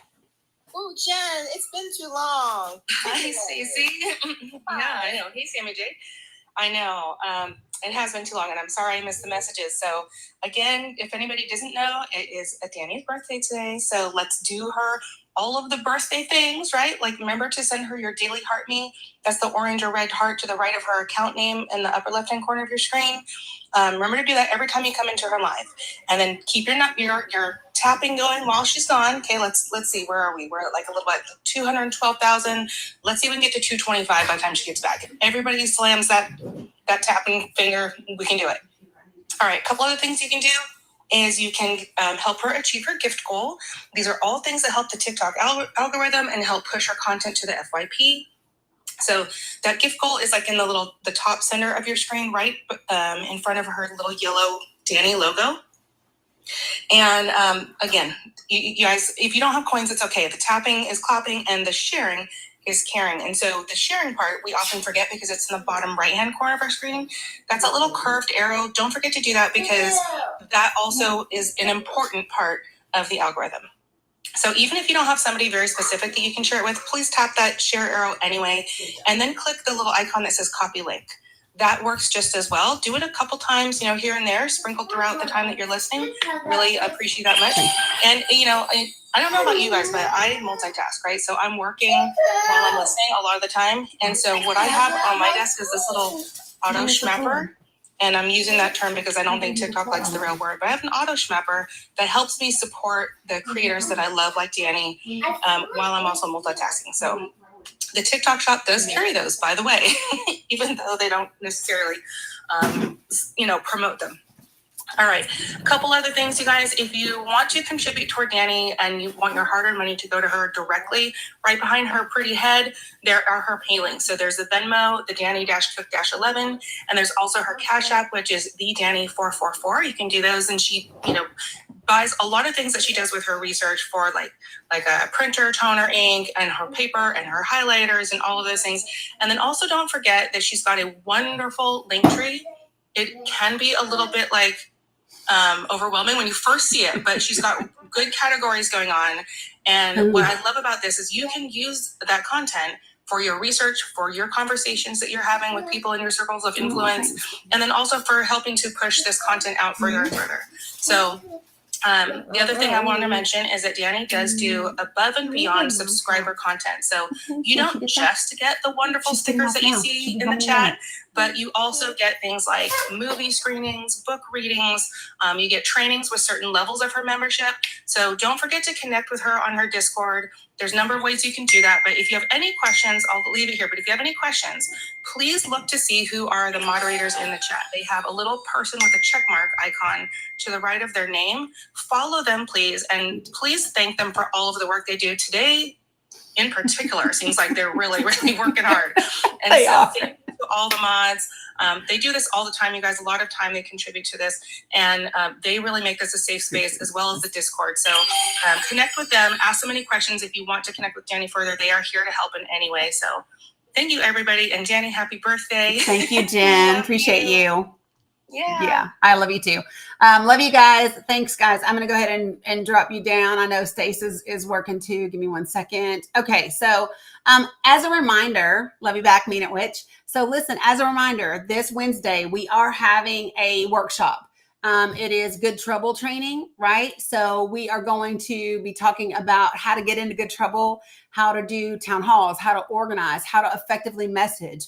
What are some ideas for infographics and door knocking and community festivals? How do you use FOIAs to get information that you really want to know from your public health offices or for your public administration? Appreciate you, Marita.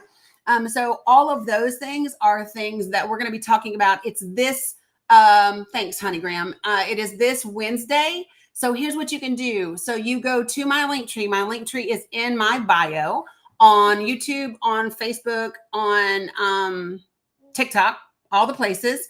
And when you click the link tree, it's the very first link that is there for you. That link is to RSVP for that workshop. All right. Now, listen, I'm going to say this. There's a lot of folks in here right now over here in TikTok land. And some of you guys don't like me, don't like what I have to say and all of that. And you would think that I would say to you, don't come to the training. I'm actually going to say something very different to you. If you would like to experience what we absolutely do, what I do outside of TikTok, then feel free to RSVP and come to the training. I think you might be surprised. Regardless of what you might think, I don't talk about Donald Trump all the time because, quite frankly, I have no desire to. What I do talk about are policies and the things that are being done in the administration that directly impact the lives of people, right? And so for me, somebody who has voted both Republican and Democrat in my lifetime, what I care about is policy that is good for people. And the more that I know about the policies and how they are implemented and how they actually work and the accountability of them and all of those different things, that is why my voting tends to land Democratic, right? Voting for a Democrat doesn't work for me if the Democrat isn't an individual that is interested in the well-being of people.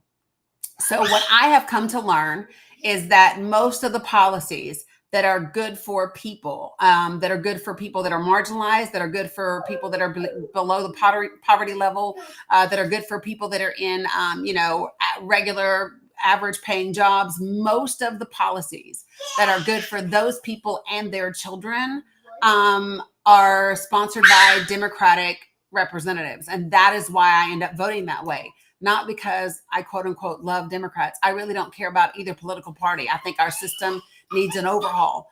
And until our system gets an overhaul, then I have to use the system as we have it, which means voting for policies for people that put forth policies that are good for people. Period. So, having said all of that, I'm going to go to Charlotte. Let me see what you got. Charlotte Johnson. How are you? Good afternoon. Doing okay today, Danny, and wishing you a happy birthday. I'm Thank you. so mad at myself for missing the happy birthday song, but because I love that song since you introduced us to it. But anyway, we might do it when we get off. Okay, thank you, ma'am.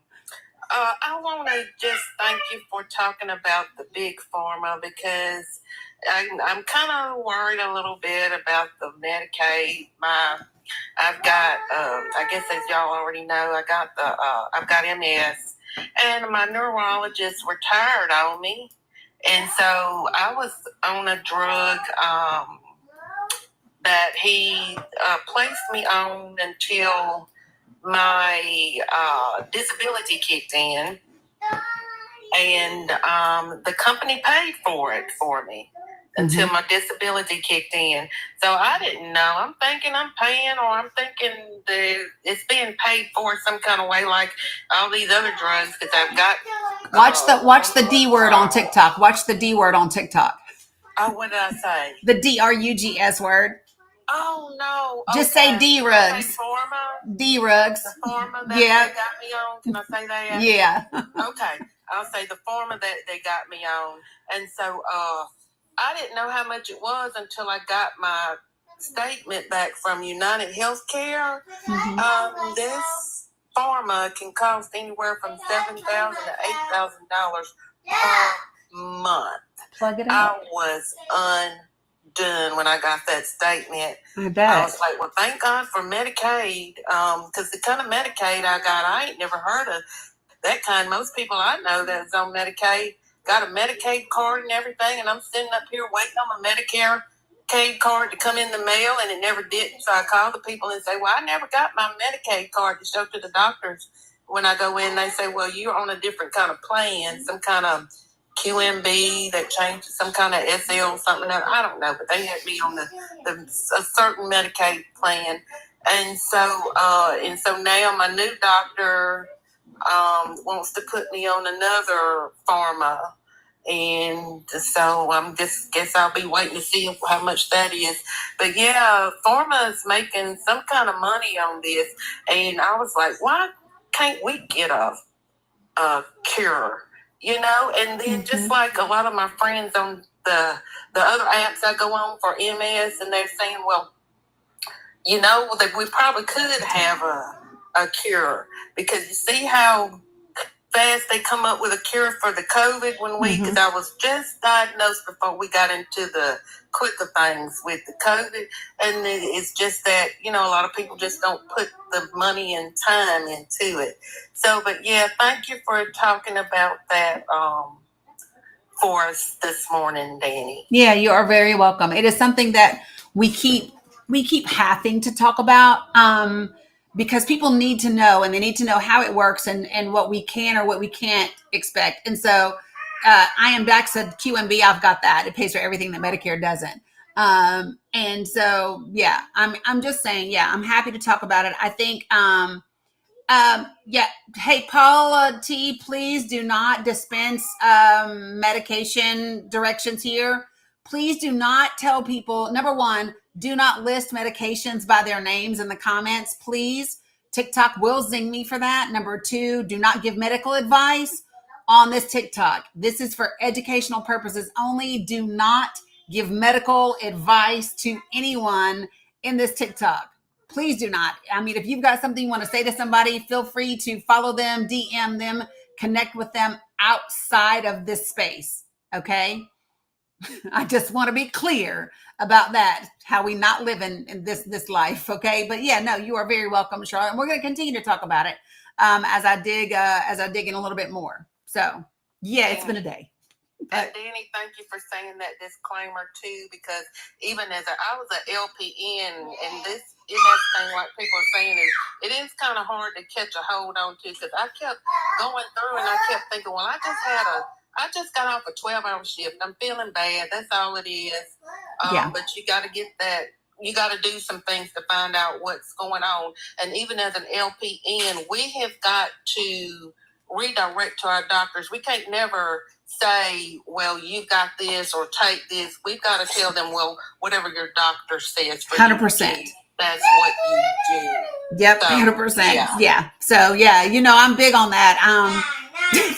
No, we're not giving anybody medical information, medical direction or instructions or advice here. It's just not a thing that we're doing. And so I just want to, yeah, you are welcome. And I appreciate you for saying that as well. So appreciate you.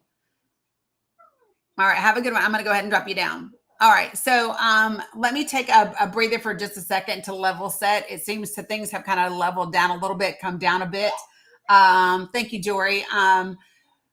So we can all breathe. It has been quite a day on TikTok over here. So for those of you all who are on the Facebook and YouTube side of the world, and you heard that interaction, that's what we talk about when we talk about some of the trolls that we get, some of the folks that aren't really here to have true discourse, true exchange of information, to reach any sort of understanding or anything like that, right? And so you just have to kind of determine how you're going to, handle those folks. So I'm just saying, yeah. So, yeah. And I remember a day, Duchess, I remember when we did not have commercials for medications. Does anybody else remember that world? I remember the world where we did not have a single commercial for that, much less a bajillion others. You know what I mean? It's like now every other commercial is one of those. And I remember when we didn't have that for a time period. You know what I mean?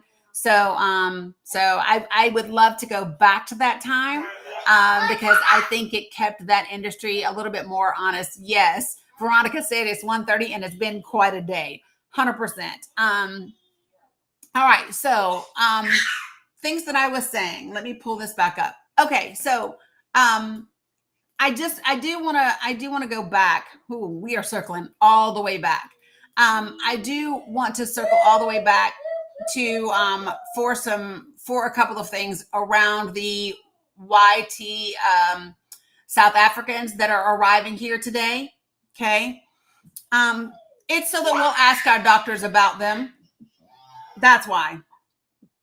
But I just wanted to let you all know. So there's a row between Elon Musk and South Africa over Starlink, right?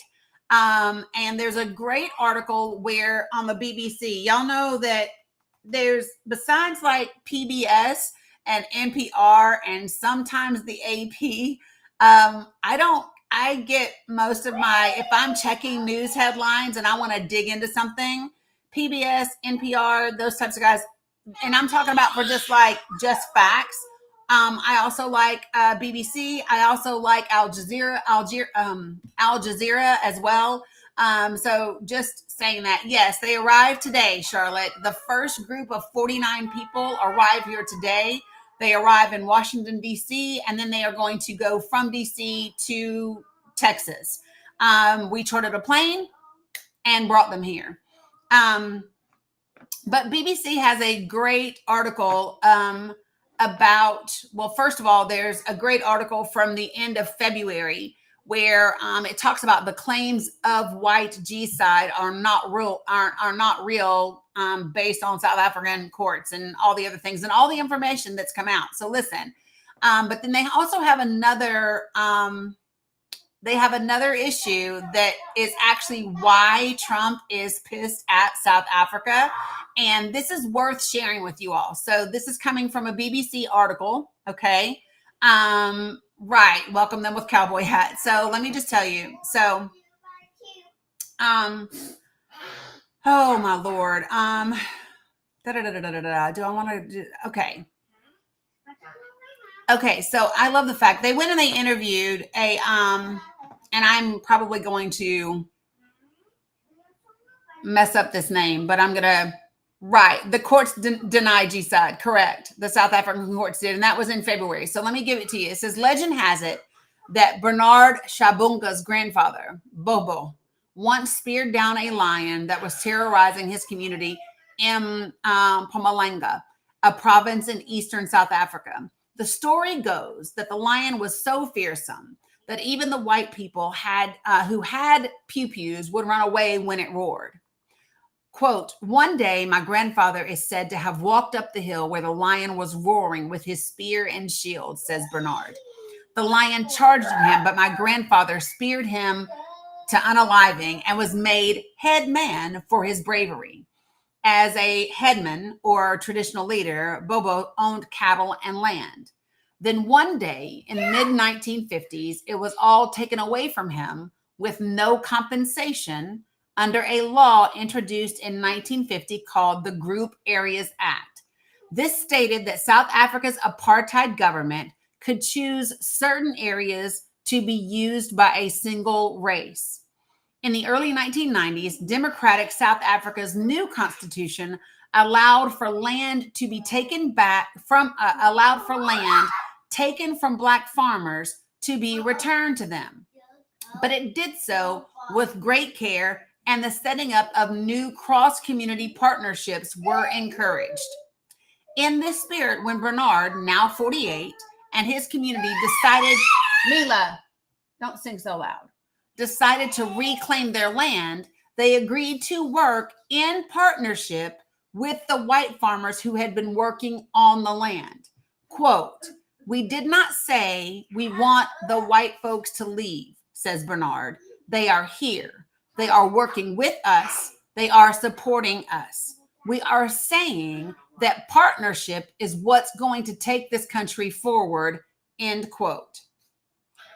Today, the Matsumo Communal Property Association and its partners employ over 2,000 people from the local community and is the country's biggest exporter of lychee to the U.S. It also grows papayas, sugarcane, and bananas for local supermarkets. Matsumo has been hailed as an example of what successful land reform can look like in South Africa. But for some in the country, progress on land reform has been too slow.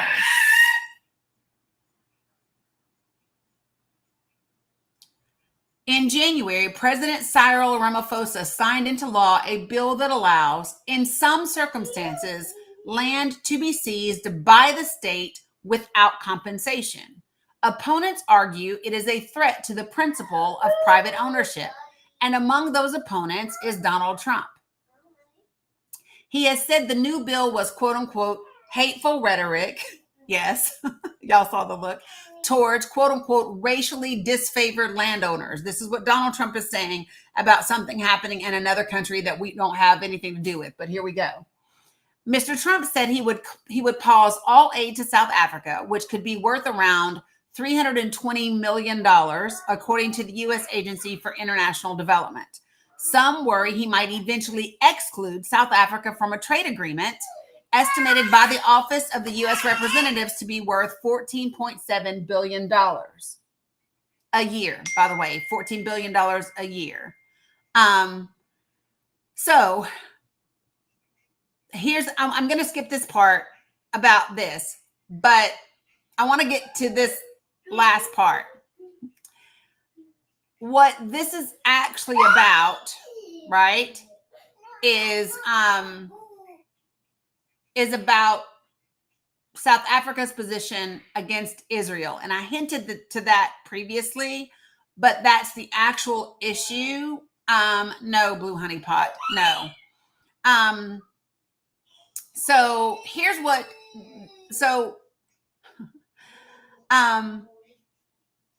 when they're talking about historic inequalities in South Africa, right?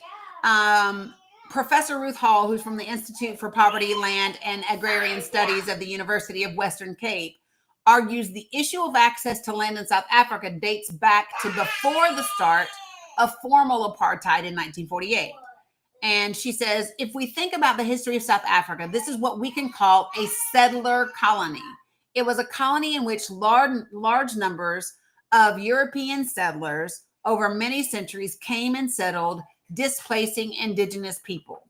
I think this is a very familiar narrative that all of us can recognize, that we are all, that we've all, well, Cookie, we are paying to bring in immigrants. 49 of them from South Africa are landing today. So I suggest that you either become informed or don't comment. Because we chartered a plane to bring them here from South Africa. They arrive today in DC before they go to Texas. So I always tell people, listen, it's always a good idea. It's always a good idea to look something up before you speak on it, especially in here, because the likelihood I mean, real good likelihood is that I've already looked it up and know what the fuck I'm talking about. So to avoid sticking thy footeth in thy moutheth, you should look it up before you comment.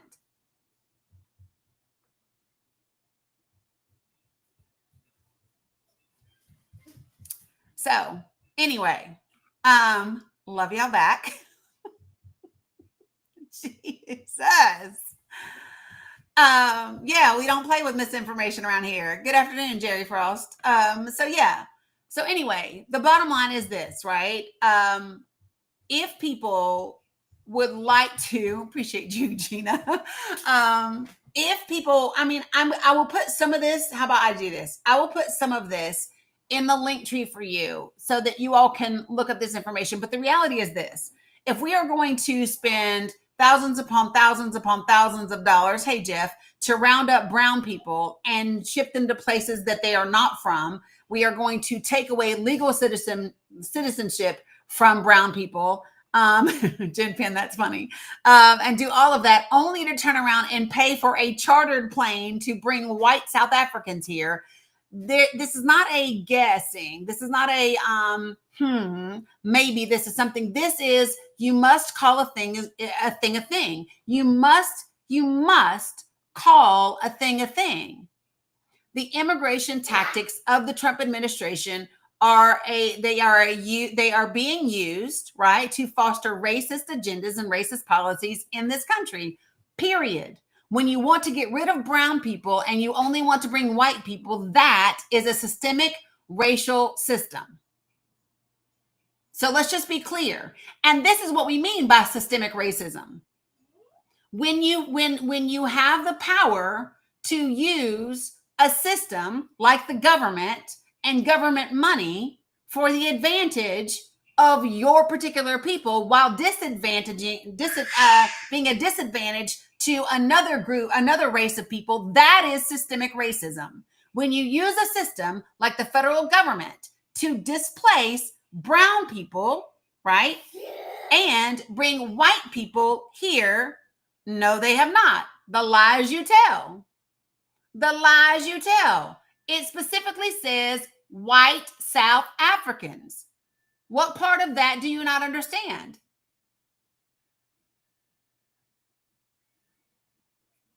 It's just that simple. That's what it said. Now, if someone would like to discuss this with me, please feel free to join the panel. Just remember that you're going to do it respectfully, not use slurs, don't spam, and don't use all caps. That's it. That's all you're going to do. Yep, Gina, let me do this one real quick first.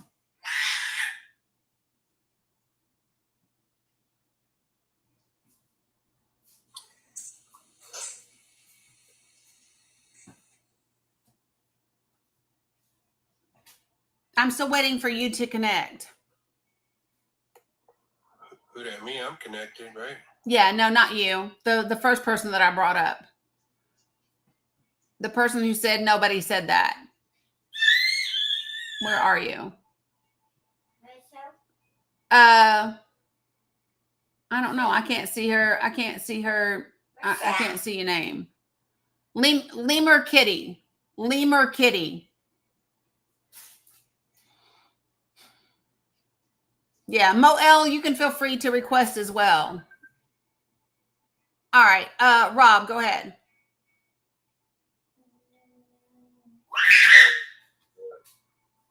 Hey, Rob. Good afternoon. How are you? All right. It's what day is it? Monday? It is Monday. So not working today.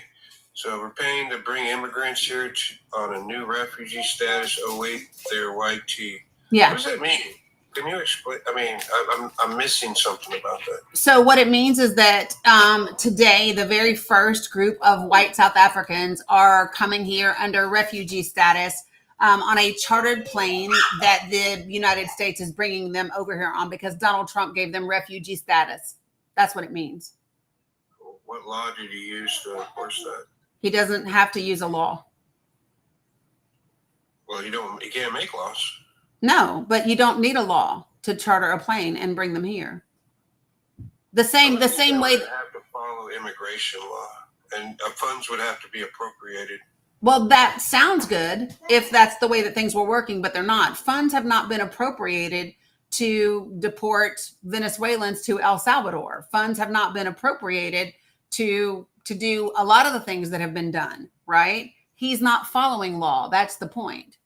So where did the money come from? That's a good question. No one knows, or at least I don't know. You don't.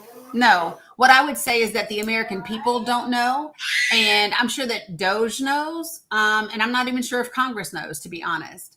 I think because one of the reasons why I say that I don't think even Congress knows is because the Government Accountability Office, which is what's used to make sure that funds are being used as they are appropriated, that particular office has launched 37 separate investigations into the Trump administration. This is something that they've done all throughout the history, right? So it doesn't matter if it's a Democratic or Republican administration. They are about ensuring government accountability.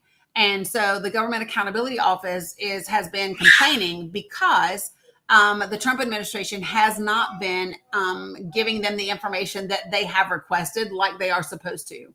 So when you say, where's the money coming from? I don't think that too many people know. So you don't, I mean, but it's like you're saying, you don't know, right? But I could look it up on the internet and find out. Oh, okay. I mean, okay, feel free. Go ahead. All right. I'll let you get, like, maybe talk to a person, but I'm going to get that up on the internet, okay? Sure. We'll get to the bottom of this. Can you tell me exactly kind of what you're asking, what you're looking up on the internet? Yeah, I mean, it's going to say the State Department, but that still doesn't tell you what budget, right? They can tell you it's coming from the State Department, but it doesn't tell you anything other than that. Let's see. So you're saying the State Department did this? That's what Sammy J just put in the budget. So,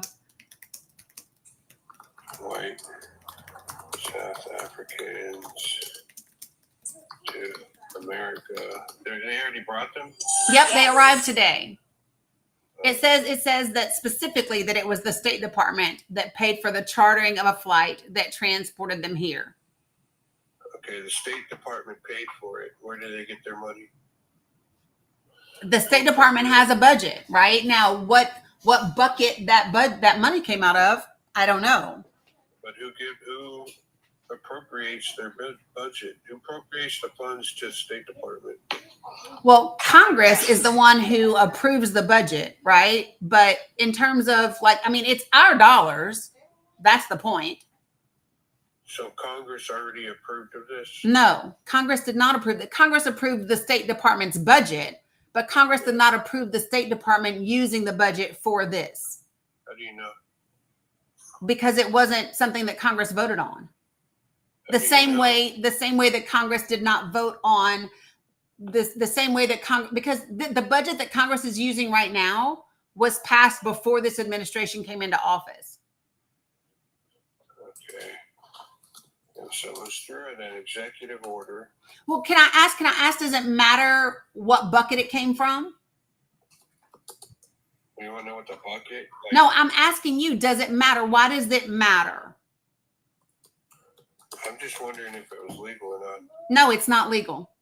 You can say it is, but I have to kind of, I would lean towards that it was congressionally illegal. Well, I would lean towards you're wrong. Okay. It was done with an executive order that Donald Trump put out in February of this year. They already passed a law called the U.S. Refugee Act of 1980.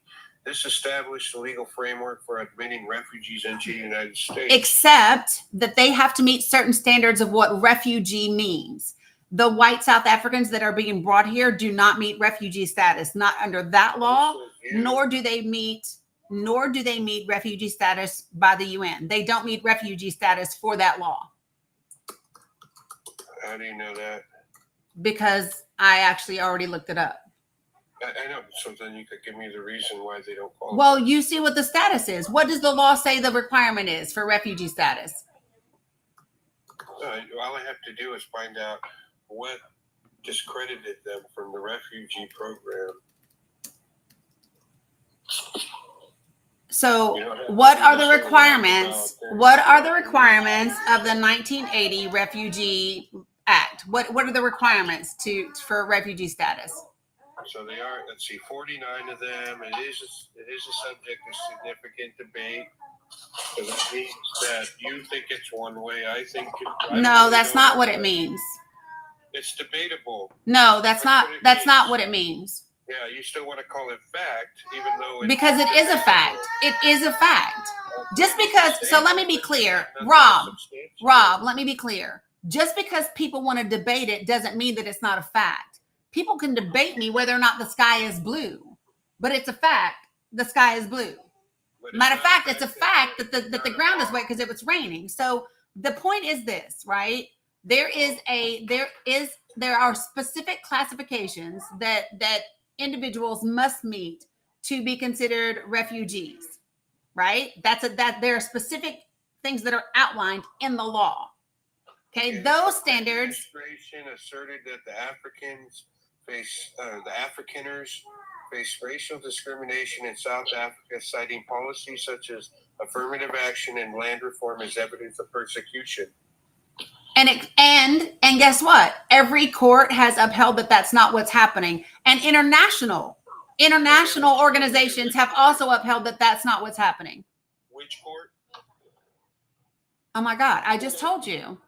So South African court has already South African court has already determined that, as well as the UN. The UN is not even participating in this. They are not being persecuted. Period.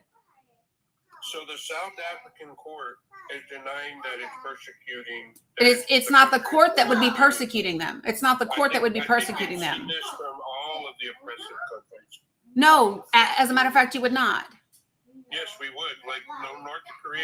Oh yeah, we don't. So Rob, so let me just be clear. You're okay with us chartering a plane to bring white South Africans here without having vetted them, without having them individually meet the burden of proof that is required for refugee status? No, only do it if it's legal. That's the only thing I care about. Well, that's not what I asked you. I just said that's the question. That's a no. Okay, so then that would mean that you are against what happened here, because these individuals have not undergone through that process. I disagree. Oh, well, I mean, you're free to disagree if you want to. I mean, everybody can have an opinion. It doesn't mean that your opinion is valid. The condescendence of like TikTok is cringe, man. I come here humbly, and I even have the computer to get the information that I'm not being condescending. I am telling you that you are literally arguing facts with me. You are arguing. The South African government is saying we're not being. Okay, so let me just be clear. There's a difference.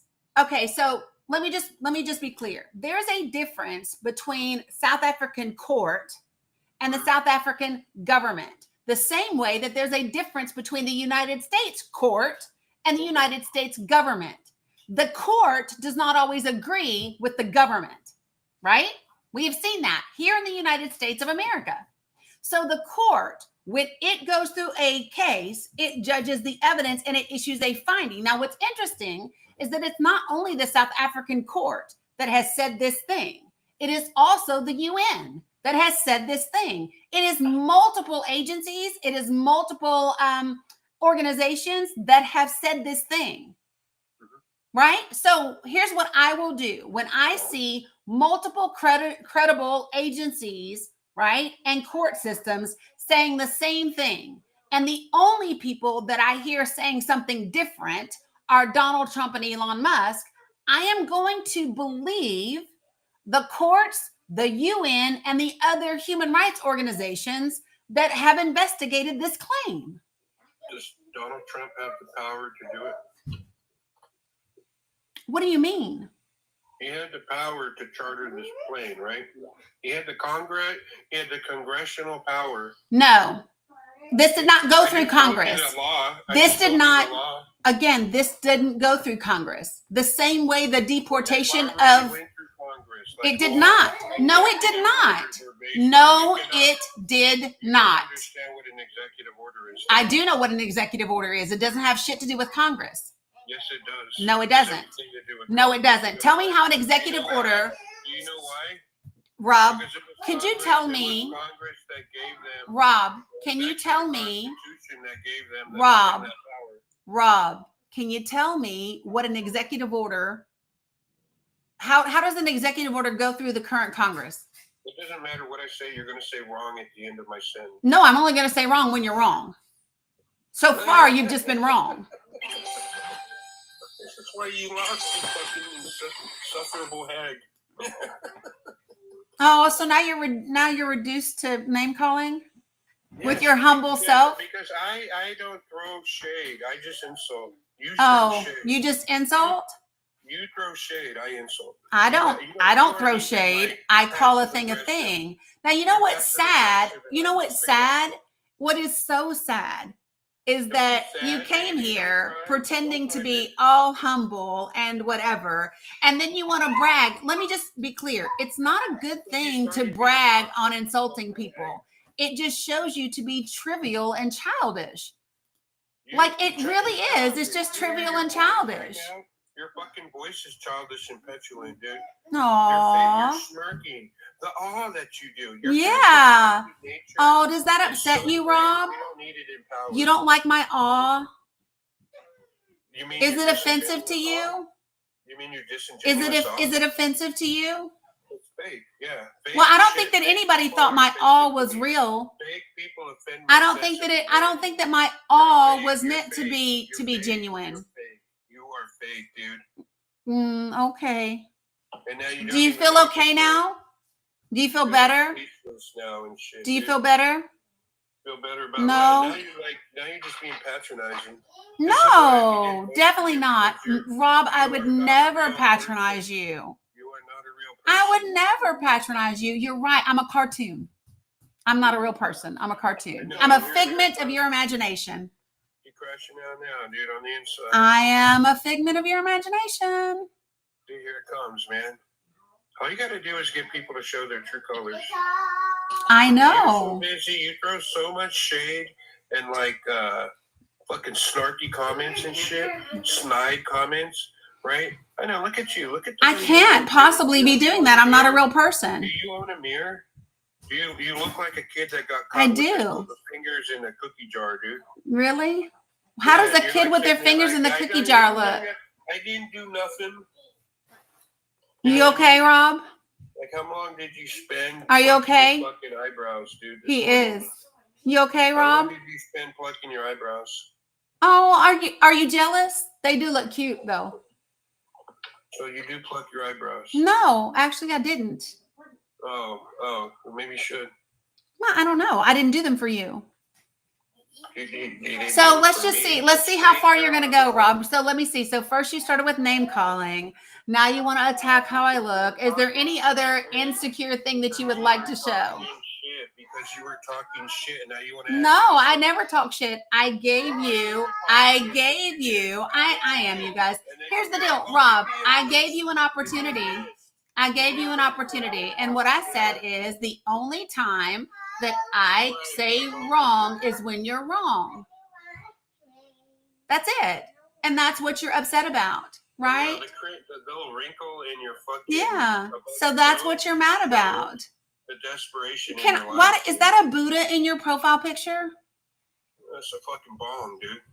Oh, okay. But in the shape of a Buddha? It's the shape of a Buddha, man. Okay. So are you a Buddhist? That's the fat Buddha. That's the happy Buddha. Don't you know that? Yeah, but are you Buddhist? Am I Buddhist? Is the fat Buddhist Buddhist? I mean, a Buddha is Buddha. No, there's two different Buddhas. There's the prince, and then there's that goofy fat guy that everybody wants to rub his belly because they want to wear the Kabbalah bracelet like Madonna. Okay. Are you feeling better now, Rob? You didn't understand a single thing I just said because you are an imbecile. Are you feeling better?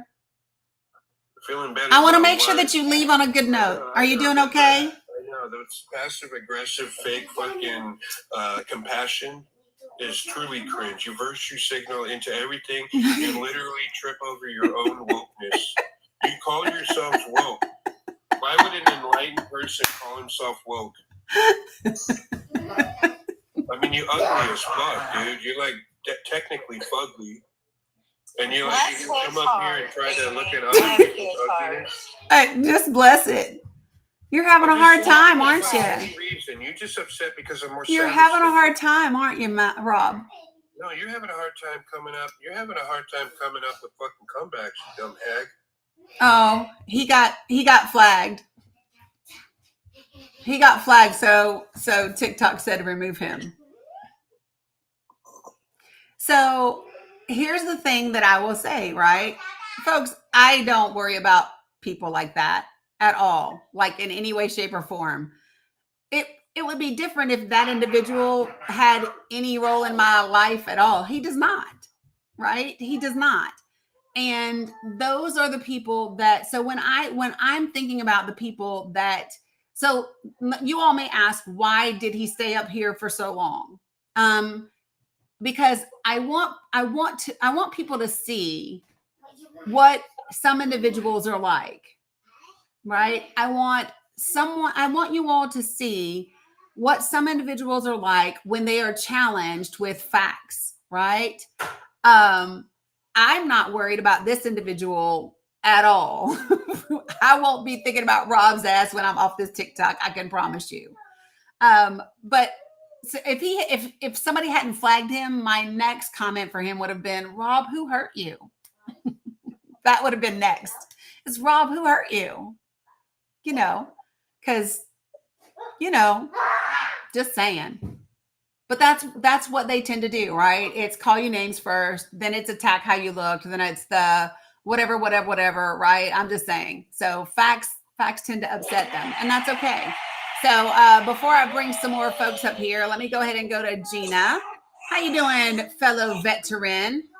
Hello, my lovely lady. Happy birthday. Thank you very much. I appreciate it. How young are you? Young enough. 29 with some experience, few years at least. Yeah. No, I'm a little further over that half a century mark than I was last year this time. I understand. I am over that half a century mark too. Yeah. So what you got for me today? What I have for you today is that you are absolutely amazing. Aww. And to go back to some of the medication stuff that you were talking with the lady earlier. Yeah. My diabetes medication, which I am lucky enough to get through the VA, is $1,000 a month. That same diabetes medication is being sold in India by the company that makes it for $50 a vial. Yep. It is sold in England for $150 a month. Yes. And that is because they have a nationalized healthcare system and we do not. That is true.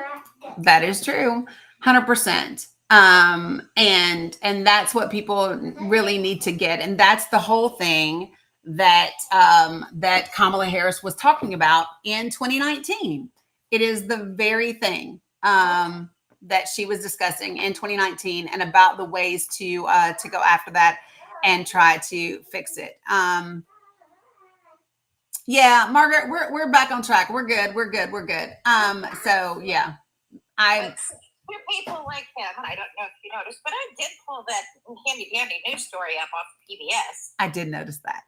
Yep, I have it. I had it up earlier, and I was reading from for people as well, so that people would know. So yeah. So anyway, here's the thing, friends. You know that Danny and I are sisters in the fact that we both spend time in the military. Yep. You can call us whatever you want. You can say whatever you want about us. Trust me, we've heard worse from better people. Yes. Number one. And number two, we know that we're going to come correct with shit. Yep. I'm not going to put up with somebody telling me that I'm lying when I can literally do exactly what Danny saw me do. Yep. Pull it up. And what the rest of the room saw me do. Yep. I pulled that shit up. And I wasn't even talking even yet. But I pulled that shit up. Right. Yep. Because here's the thing, I'm also a licensed teacher who just chooses not to teach anymore. I'm not going to talk about shit I don't know shit about. Exactly. That's the thing. Aw, happy birthday, Control Your Own. We have the same birthday. Yeah, baby, I got you. I just wanted to throw that out there. Well, I appreciate you. Thank you very much. And, you know, continue to keep praying for me. And I managed to keep getting to stay working from home. So I love that for you. Sunny too for now. So that is the goal. Thank you, baby. it's my RA. So Yes. I want you to make me Okay. give those babies extra hugs for me. Will do. I definitely will do. I'm going to see. So hold on. I think mommy is home. Oh, thank you, babe. Let me see. I think mommy's home, Mila. And if mommy's home, I'm going to let mommy come get you. Are you giving me sugars? I'm going to see if mommy's home. you too.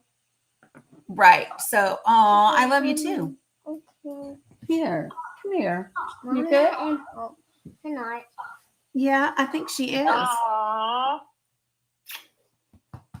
Too bad mine is too big for those anymore.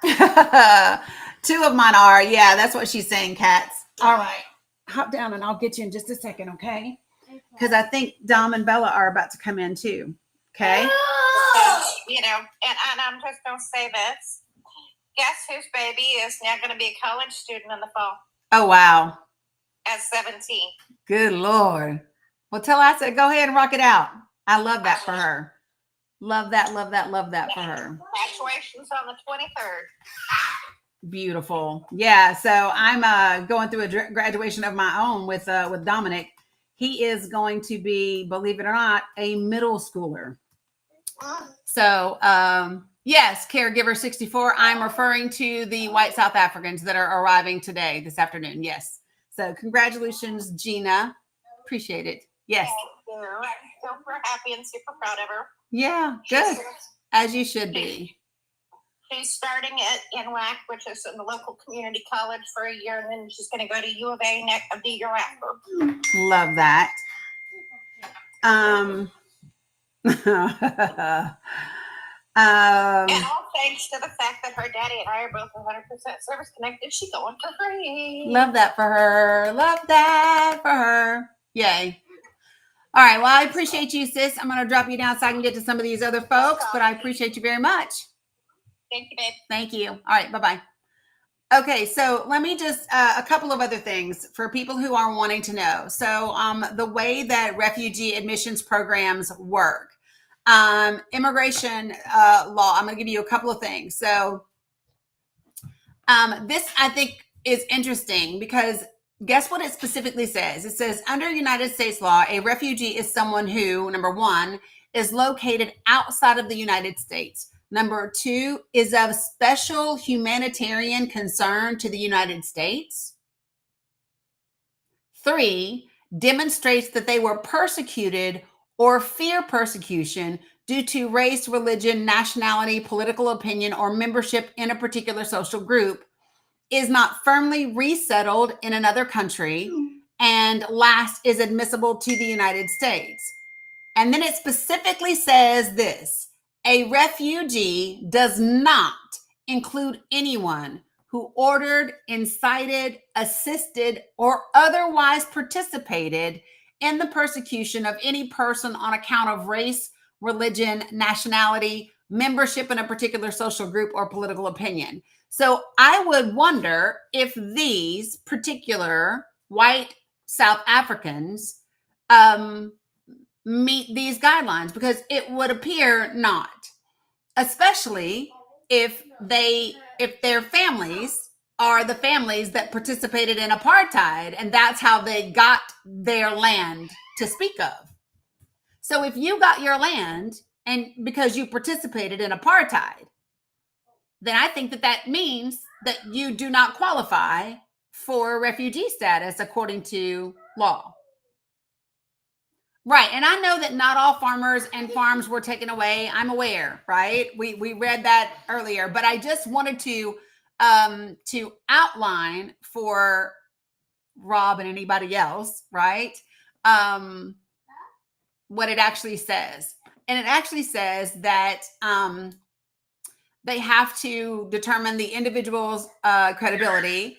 They have to do security checks and make sure that they have been completed, and that those security checks are reviewed and analyzed before approval, right?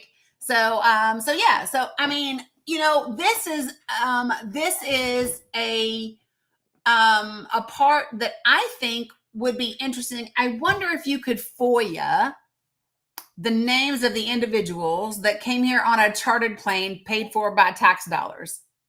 I wondered if you could send to the State Department a FOIA request and specifically ask what funds were used from what bucket within the State Department, what are the names, and what are the dates that the security checks were done on these particular individual, right? So this would be my thing, is the State Department should be able to tell us when these people started and completed their background checks, their security checks.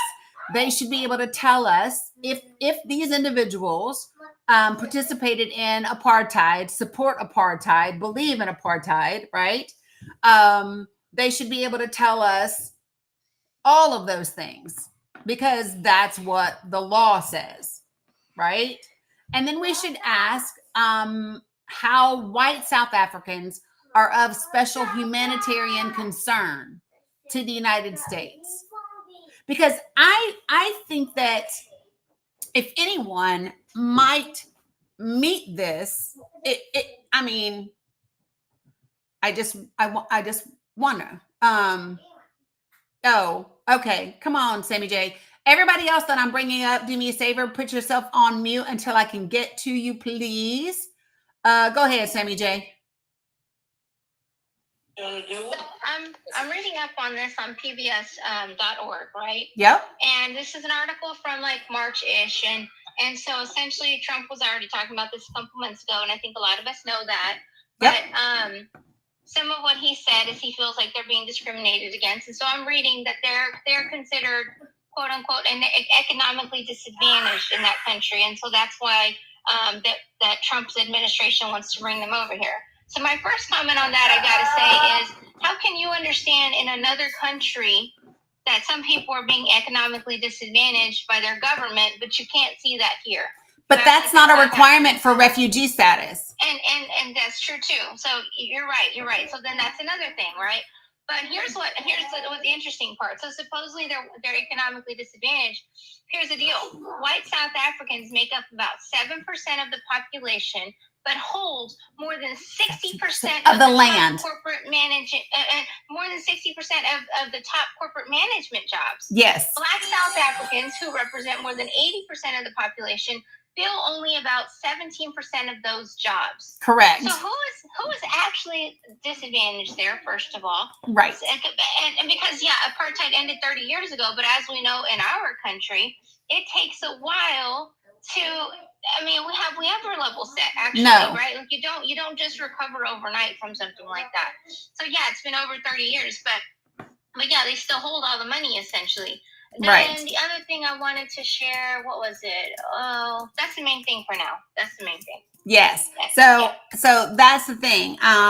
In South Africa, so this is the part that people need to understand. White South Africans, who are 7 to 8% of the population, control 70 to 73% of the privately owned farmland. Let me say that part again. They control 70 to 73% of the farmland, even though they make up 7 to 8% of the population. They are not economically disadvantaged. They are not in fear because of their race. They are not in any way, shape, or form refugees. They do not meet the criteria for refugee status, period. And by the way, that's not a thing.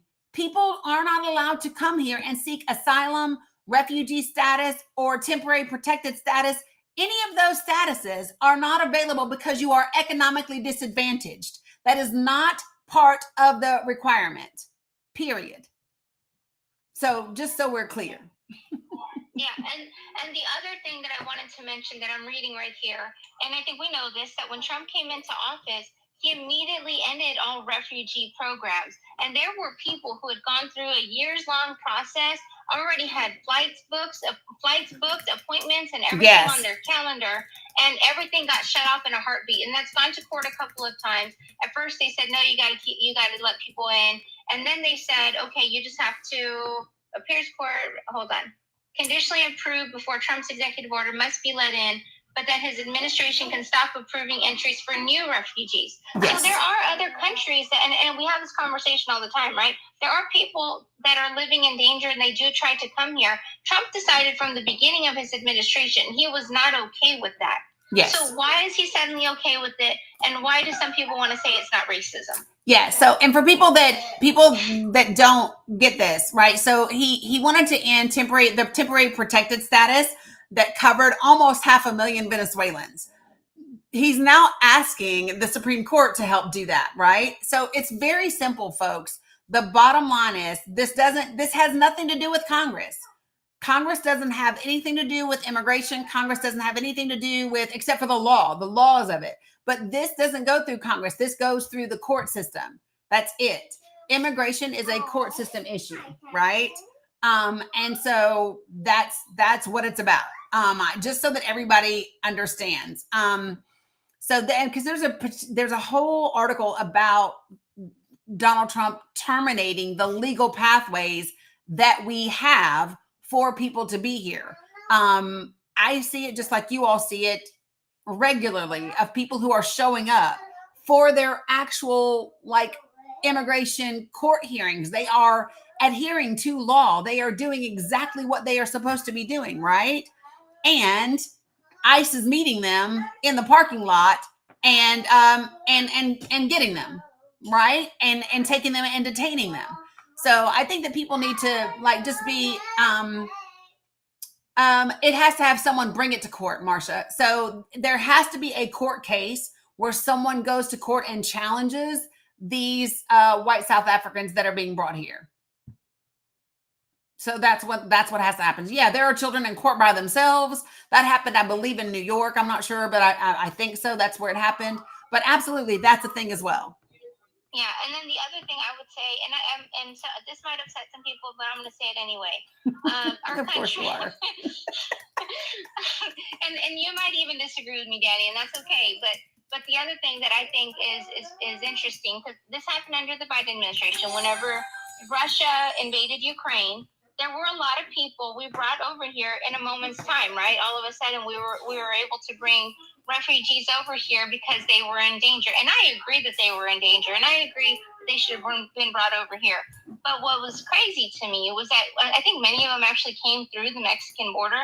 I have an issue with the way that our country is so ready to save people with pale complexions, but can't give a damn about people who don't have a pale complexion. Yeah, because I ain't seen not a damn plane of Palestinians come nowhere.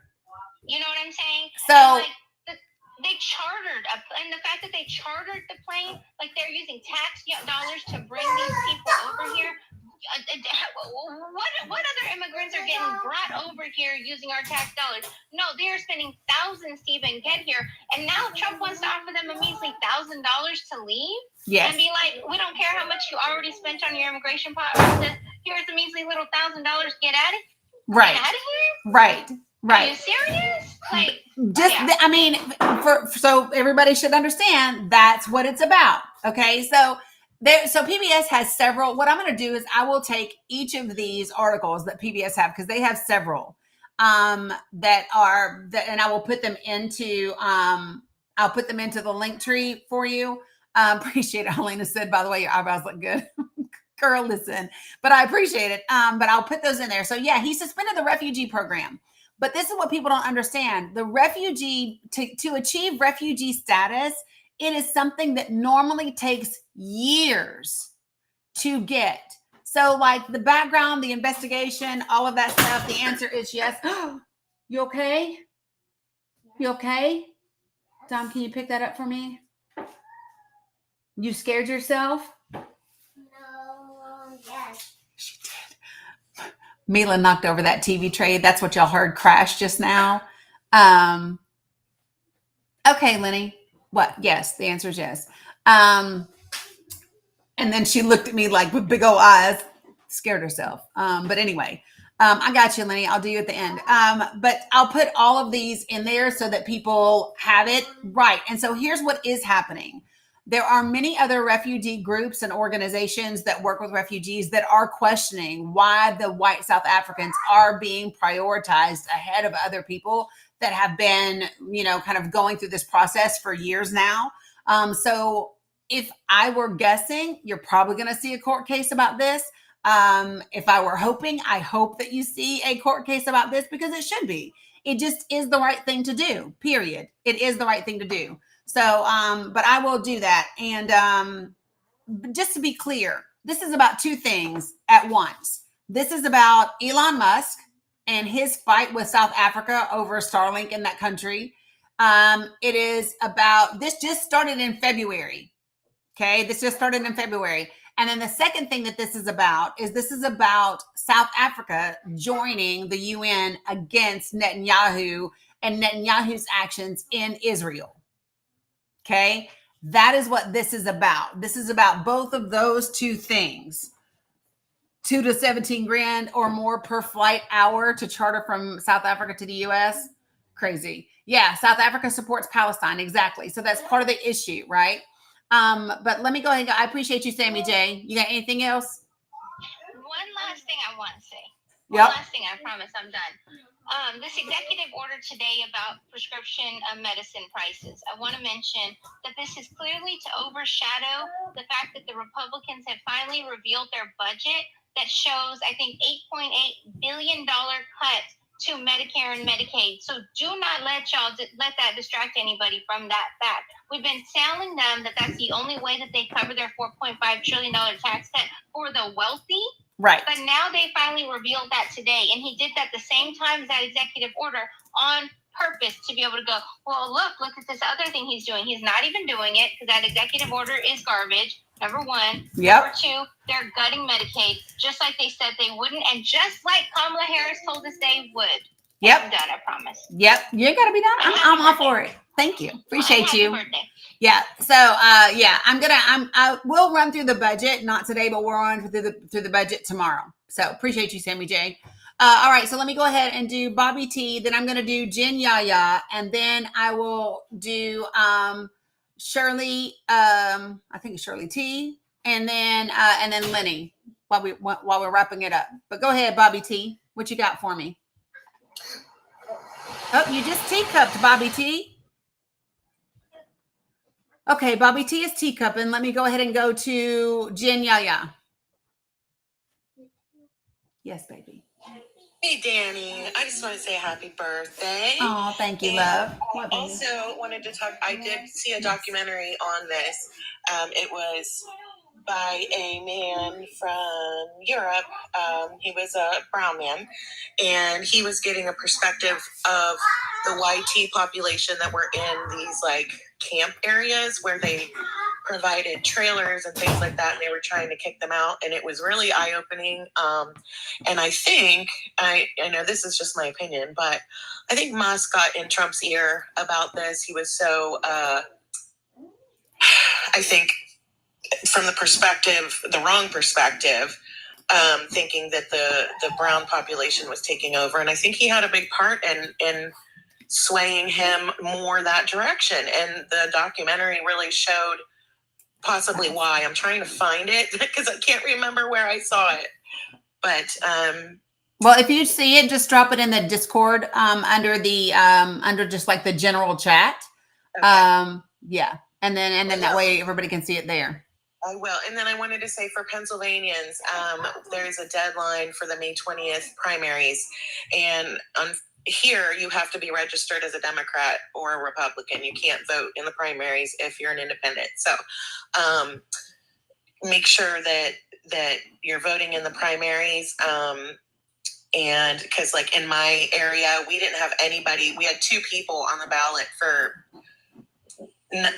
very small offices. So there was nobody even to choose from on our Democratic ballot. So I ran for the school board, which is a couple meetings a month. And that's it. So you vote on topics like lunches and education, and I think it's really important for anyone who can to just commit to even just a small school board position and just do your best and see what happens. Yep.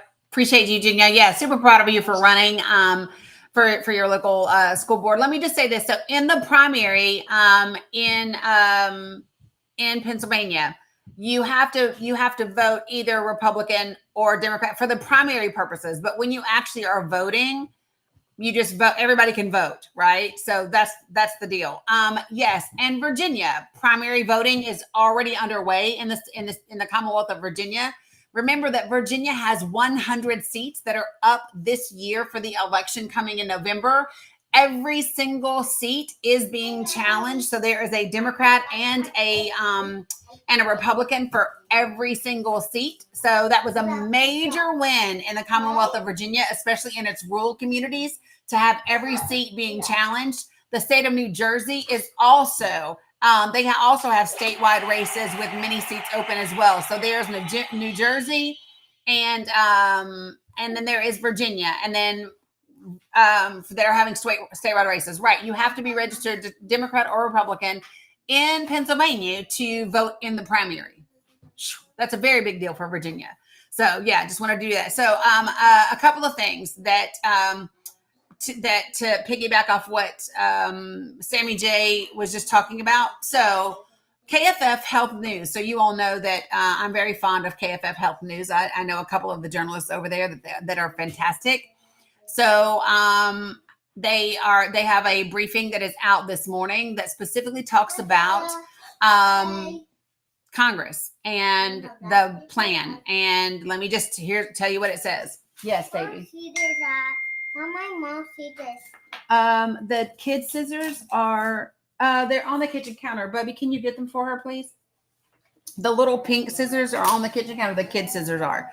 Okay, so let me give it to you. It says the House Energy and Commerce Committee proposal released Sunday night does not include the most controversial ideas, including per capita caps on federal Medicaid payments to states, but it incorporates new mandates that will likely force states to revamp how they finance their programs or cut benefits. The health provisions also include new work requirements that are expected to lead many people to lose coverage, as well as a new cost-sharing requirement for some beneficiaries in the program, not to exceed 5% of a patient's income. The plan also hits on hot-button social issues, proposing, for instance, to cut federal funding for groups like Planned Parenthood and ban the use of Medicaid dollars for gender-affirming care for youth. It also scales back funding from states that use their own funds to offer coverage for undocumented people. So that's just a snippet. Yes. You don't see it? They should be. Can you check up there or over there? They're the little pink ones. Mila, if Dominic can't see them, Tutu will get them as soon as I'm done, okay? Okay. So KFF Health News, Politico has been reporting on it as well. So dig in. I will look for them and put them in as I see them. Here it is. Boom. Oh my gosh.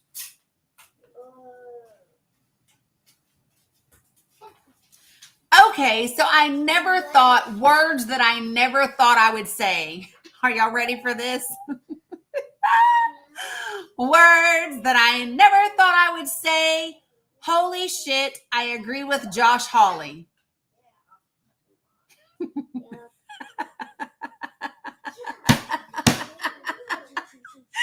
Words I never thought I would say. I agree with Josh Hawley. I'm going to give you a quote from Senator Josh Hawley. Are you ready? Here it is. Quote, "We must ignore calls to cut Medicaid and start delivering on America's promise for America's working people." End quote. Sammy J said it just made her say, what the fuck again today, right? Holy jeez, I never thought I would say the words, I agree with Josh Hawley, but holy crap. That's what he says. He says, quote, "A noisy contingent of corporatist Republicans, call it the party's Wall Street wing, is urging Congress to ignore all that and get back to the old-time religion, corporate giveaways, preferences for capital, and deep cuts to social insurance. This wing of the party wants Republicans to build our big, beautiful bill around slashing health insurance for the working poor, but that argument is both morally wrong and politically sue. Y'all know when you know, I love it, Sue. Y'all know the word I can't say, right? It's self-unaliving. It's self-unaliving. Yes, y'all know I know, right? Holy crap. I never thought I would ever say the words, I agree with Josh Hawley, but look at that. In the world of the upside down world, that has occurred. So get this, and guess where he said it? Guess where he said it? In an op-ed in the New York Times. Josh Hawley wrote an article for the New York Times. Wow. Right. He must be up for re-election. But this is literally what he has said. Holy crap. Wow. Look at that. Well, I was looking to see if they said anything else that he said, but all of that's pretty, this will be interesting because this opposition may mean some potential problems, right? My bingo card has been blown to hell too, right? But this may cause problems for that bill as it works its way to the House, because you know the margin there in the House is slim to none anyway. So you add in Hawley and some potential other Republicans who feel the same way that he does, and you have a big problem. All right, so let me just see.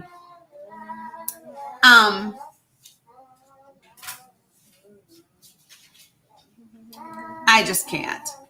I'm not reading any of that.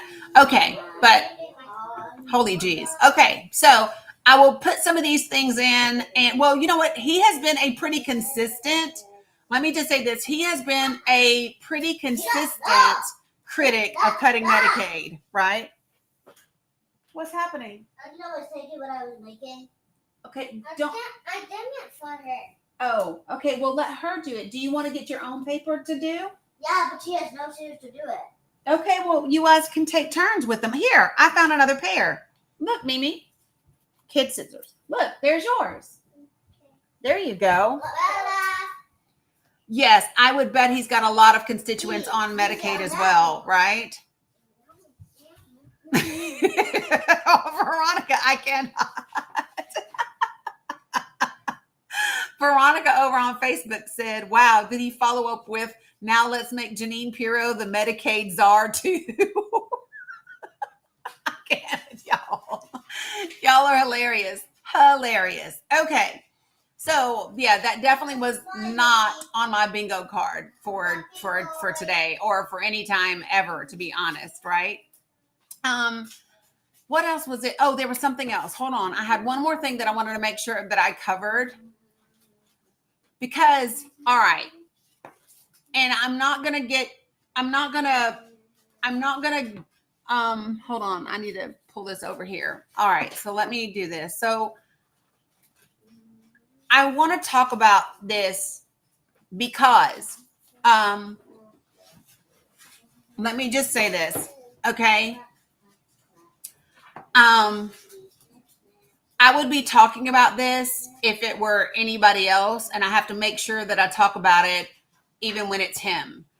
This is an individual that I personally have never liked, never, ever, ever liked. And I think it's important that we talk about it. So maybe we will talk about it later tonight or tomorrow. So for those of you all who are following and you know, the Diddy trial has begun. The first witness took the stand today in his trial. Jury selection was completed last week. I'm sure that most of you all are aware of the Sean P. Diddy Combs trial. How many of you guys are aware of this trial? Because when we discuss it, we're going to have to use TikTok friendly language to do so. But I think that this is an important thing to talk about. And let me just say this, though. Things that I also want to point out, because a lot of people are going to say, just like they did with Harvey Weinstein and Matt Lauer and other people, and even Trump, people are going to say, you can't tell me that the people in his circle didn't know. I agree with you. I believe that they have, right? I believe that they absolutely did know. I believe that many people know, right? Knew. And here's one of the things that I have an issue with, okay? I believe you all heard me say this when the video came out. Yes, baby. Okay. I believe that you all heard me say this when the video came out. Do you all remember when the video of him chasing Cassie down the hotel hallway, grabbing her by the hair and flinging her on the floor before he kicked her? Do y'all remember me talking about this video when it came out on the hotel? Here's my thing. That video was from 2016, right? That video was from 2016. Here's what I want to know. And I said it then and I'll say it again right now. I want to know what security guards were at work that night or that morning at the hotel. I want to know who pulled that footage from the hotel. I want to know who decided not to report it to the police as a crime. Yes, baby. Huh? What do you want for dinner? What do I want for what? Dinner. Dinner? Mhm. Oh, I don't know. Whatever you want to make me for dinner. Noodles? Yeah. Okay, baby. Hello. So, because here's my thing. As much as individuals are responsible for what happens, right? There are corporations, there are hotels that are exclusive, like there are yachts, there are staff, there are all kinds of people that witness these things that happen on their property, in their locations, right? And they choose the celebrity over the victim. Right, Gumps. They choose the celebrity over the victim. And in my opinion, they're just as guilty for anybody that it happened to after that day. You hear me? You play a role to every victim that happens after the day that you did not report it.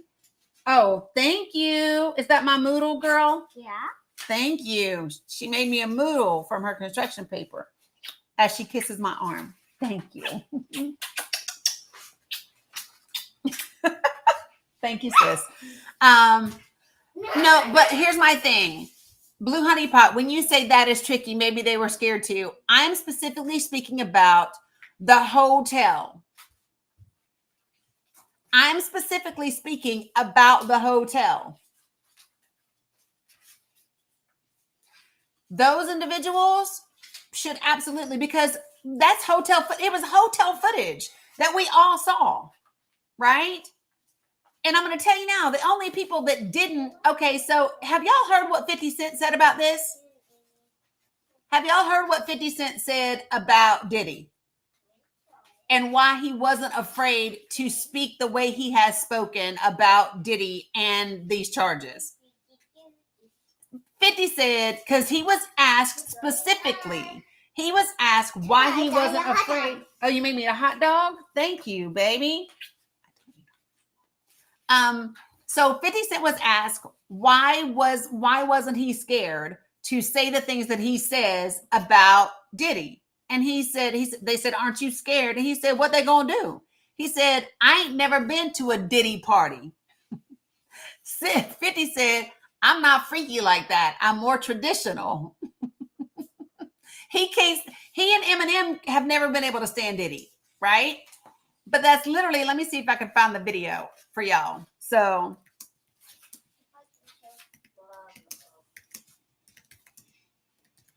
that's what he said. Let me see if I can find this video of him. He's being interviewed by somebody. Let me see if I don't know if this is the one that I'm looking for or not. This might be it too, but hold on. There's a couple of them out there.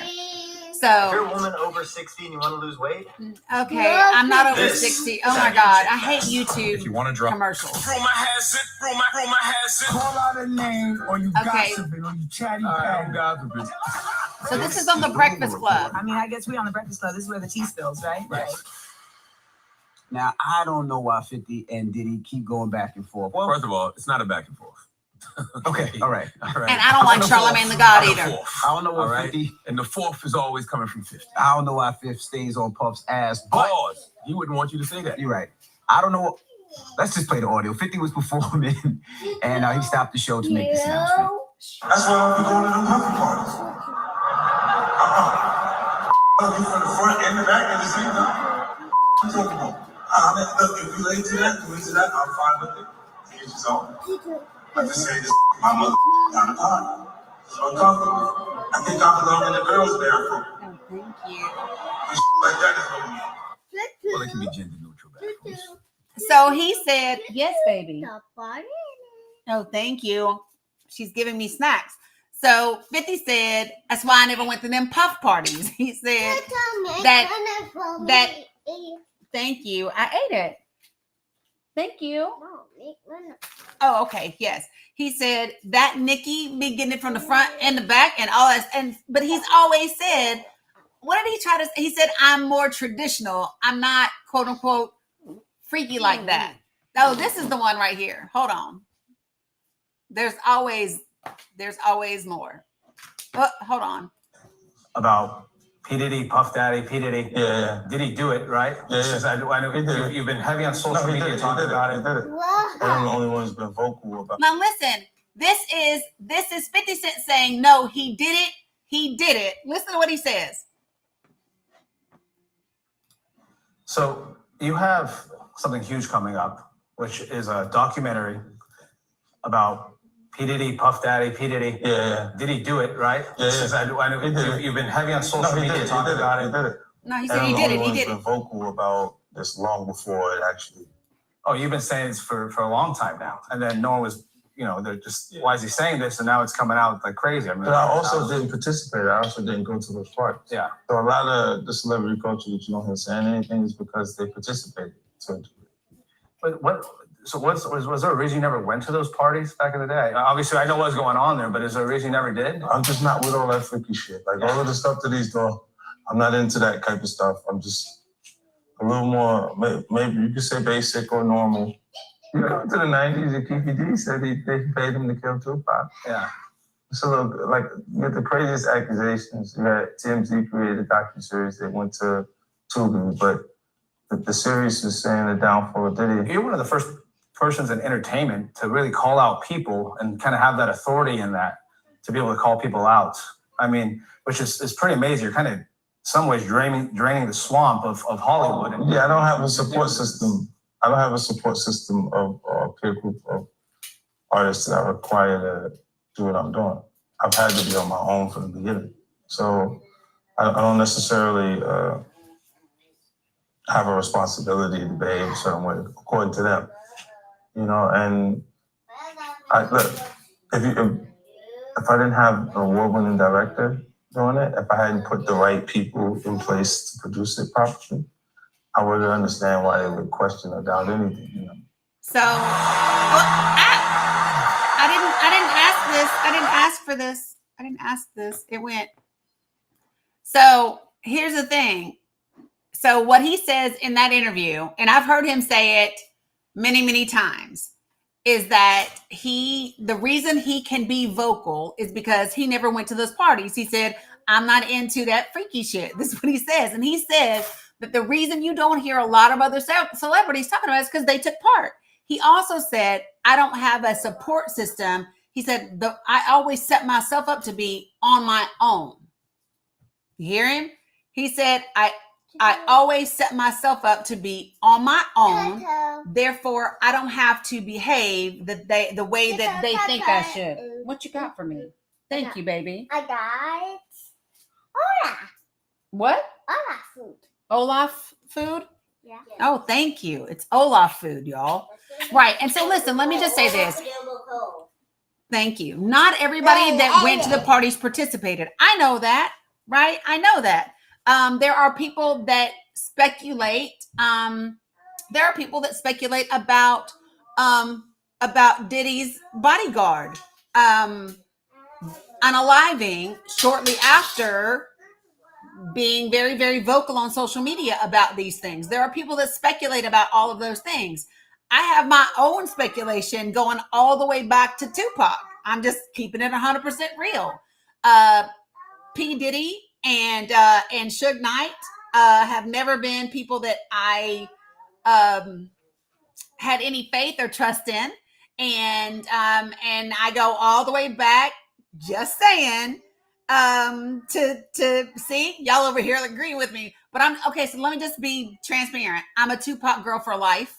I'm a Tupac girl for life. Jada, I will come for you. And I'm just kidding. I ain't got no beef with Jada, but I'm just saying. Yeah, I'm a Tupac girl for life. And see, for those of y'all who don't get it, Jada swear up and down Tutu was her whatever, that Tupac was her whatever, but no, I'm just telling you, Jada make me roll up my, if I had on earrings, I'd take them off. No, I'm just kidding. All right, but real talk, I have always thought about the fact is this, like if we keep it 100% real, if Tupac and Biggie had lived to today, there would have never been a Sean Puffy Combs to the degree that there was a Sean Puffy Combs. It would not have taken place. It just wouldn't. It just wouldn't. So, and I've just always wondered about who was in the car, when they was in the car, when people pulled up, when people didn't pull up, like all the things. So listen, if you hear the things, if you all have ever seen, if you have not, I highly recommend that you go back and read and watch and listen as to who was in the car, who was supposed to be in the car, when they got out the car, who was driving the car, who was in the car with Suge Knight, who was like, I'm just saying. Now, when it comes to, so let me just say this. One of the things that I'm going to go ahead and say this for my black and brown people. Black and brown people, hear me and hear me well. I'm going to tell y'all the same shit. I'm going to tell y'all the same thing that I said when y'all was talking shit about Cosby. Listen, I don't want to hear shit. I don't want you to say, well, what about Trump or what about Harvey Weinstein and what about so-and-so? I'm not going to do that. All predators should be held accountable. And I am for all predators being held accountable. So one of the things that I do not do the racial comparisons on is when it comes to predators. That's what we not going to do, right? That's what we not going to do in any way, shape, or form. I am for all predators. And I'm happy when any predator gets held accountable. Period. That's it. That's it. Right. They did that shit with R. Kelly. I got people talking about, I'm always going to listen to R. Kelly music. Well, you can always do whatever you want to do. But Kelly ain't it for me. I'm sorry. He was a pedophile. People knew that. People knew that with Aaliyah. People knew that with Aaliyah. And the industry allowed it with Aaliyah. If you all have not ever seen the documentaries and heard from his victims, they used to see that Joker when he was outside the damn high school for educational purposes only. 100%. Right? So, I have not, Renee. I always have children, Renee. I always have children. There are literally only 1 or 2 nights a week that I have the opportunity to not have them. And I almost always do. So, I know I have to see it, Cam. And what will probably happen is I will have to wait until I can rent or buy it online and see it. You know what I mean? I will have to see it. But right, he was caught with Aaliyah, and they forged Aaliyah's birth certificate. Do y'all not remember that? They forged Aaliyah's birth certificate to get married. Y'all remember that, right?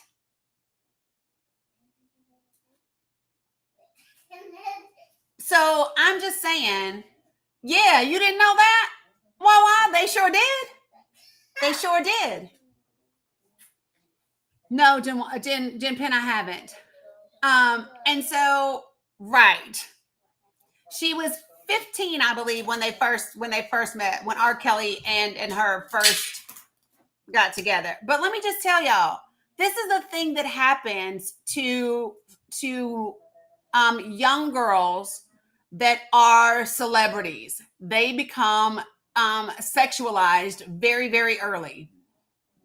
Right? I want you all to just think about Millie Bobby Brown right now.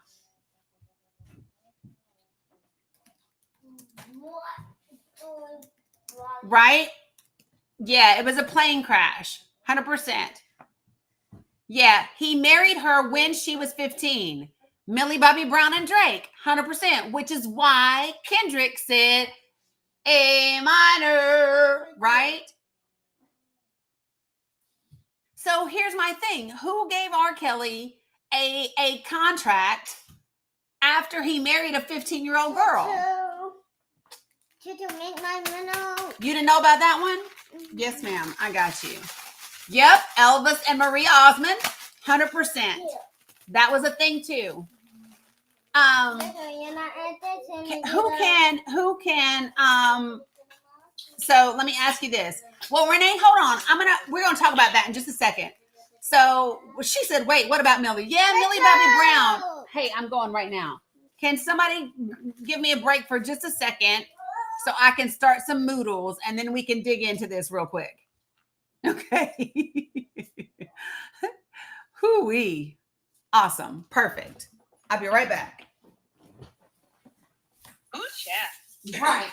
The chat's been spicy today. Everybody, how's everybody doing out there? How's everybody feeling? Y'all all right?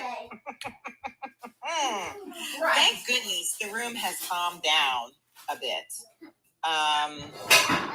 The trolls are concerned. But I will take this opportunity to say, if you are new here, welcome to Danny's Live. She's here pretty much every day, sometimes twice a day. We would ask that you be respectful, no slurs and spamming, and no all caps, unless you are a mod or you are sight impaired, as some of our members are. Please like and share as you can. And if you'd like to gift Danny her links are right there underneath of the banner. It is also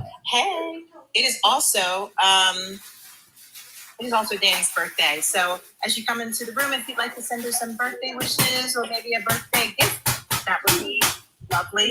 And I know it all will be appreciated. If you're not a subscriber, please consider doing so by either clicking the little icon by the comment window or up top as it scrolls through the gift. You can subscribe in either of those places. Danny offers exclusive content, and we do things like, and you can also join her Discord. We do things like movie nights, and there are free workshops. So everything that Danny does is free for us on here. So just make sure that you pay her and pay it forward, whether it's, even if you can't gift, tapping is clapping, sharing is caring. Don't share directly to someone. If you just hit the arrow button and click the copy link, it still counts as a share towards her live. Yeah. Thank you very much, sis. I appreciate you. For those of you all who participated in the sneak attack that you all did for my birthday, that Stacy sent to me at the beginning of the live, if you missed that moment, you can watch again on Facebook and YouTube. Thank God it's not going to stay up on TikTok, because I think I cried for like the first 10 minutes of the live. But I appreciate you all very much, and am truly grateful. So yeah, wanted to just throw that in there. So, but thank you, Stacy D. All right, so let me see, what else do I have? So okay, so really quickly, let me do this. So in the P. Diddy case. Let me pull this because I have it up for you. So I don't know if you all know this or not, but there are some outlets that are covering it play by play. BBC is one of them. So and there's a warning on BBC's page that says this page may contain distressing details. So shit. Okay, so I'm gonna go down and I'm gonna kind of bring you up to date on the core on the case as it happened today. Okay, how's that?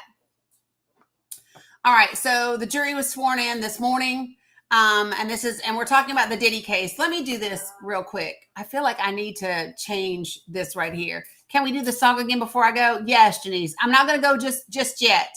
So if you can hang on, I give me about 20 more minutes and then we'll go. How's that sound? So I want to do, I want to just snag this real quick because I want to update so that people know, hold on. I want this. I want to use this image because, you know, I only want, what, baby? I didn't say anything. She said, "What'd you say, Tutu?" This fake ass apology he did to Cassie. I don't know if how y'all feel about that. I listened to that apology, which was not in any way, shape, or form. Was not in any way, shape, or form an apology. You know what I mean? So it just wasn't. But let me see if I can do this for y'all. So let me do a image and do a here. Let's see if YouTube did it for me. Boom. Ha ha ha. Okay, so that one's done.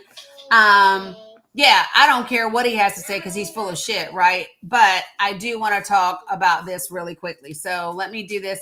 But I want people to come in who know, because if this helps us avoid the trolls and lets us talk about this part, then let's just do that real quick. So I'm going to get rid of this. I'm going to do this real quick.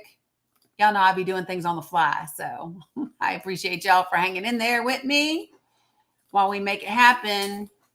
And that's going to go right here. Okay. And so I'm going to do this. Y'all know on TikTok, it's going to look like I'm going away for a second, but I am not. I am simply adding another image. What? Mila, I need you to chill because your noodles are cooking. Okay. Thank you very much. All right. So here we go.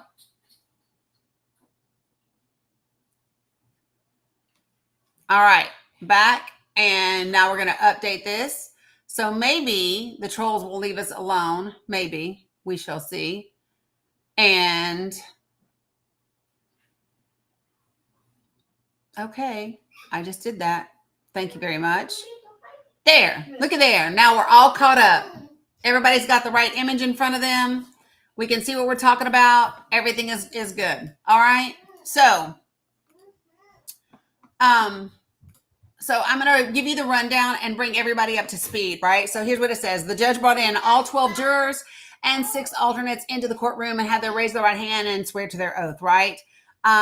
He tells the jurors that their job is to, quote unquote, administer justice without bias. Mila. Okay, so why can't you do it? Hold on. Let me just make sure she's good, y'all. Bella, does she need help? Does she need help? Yeah, I got it. You got it? This is all. Oh. Thank you. I got it. Girl, you don't have to scream. You can walk out of here and talk to me. Because you just sound crazy when you scream, Mila. Yeah, but you sound crazy when you scream. Like that. Okay, here we go. He tells the jurors that they cannot talk with anyone else, not even a spouse, about the case, and they must report if anyone tries to contact them.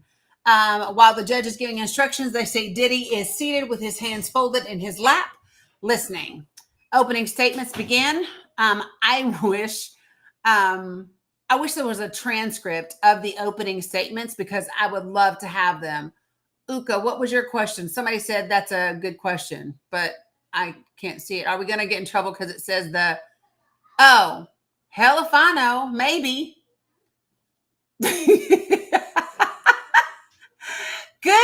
Good call, Uka, good call. Oh, okay, hold on. Let me fix it. For those of you all that are on YouTube and Facebook, y'all are like, really? So listen, the picture says Schmurder and TikTok might get me. So I am fixing it really quick, which is so crazy. I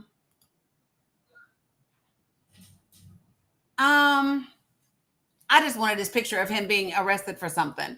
So let me do this real quick. I am going to do this and I'm going to do this. Phew. Y'all got me working real hard today. Real hard. Yes, baby. This is what happened. Oh.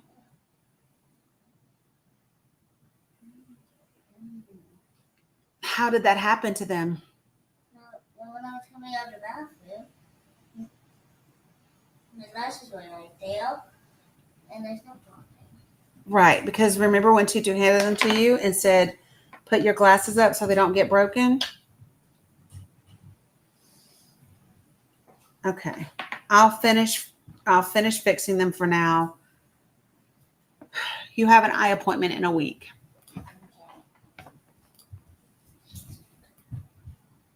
Good Lord, y'all. The stress. Yes, son.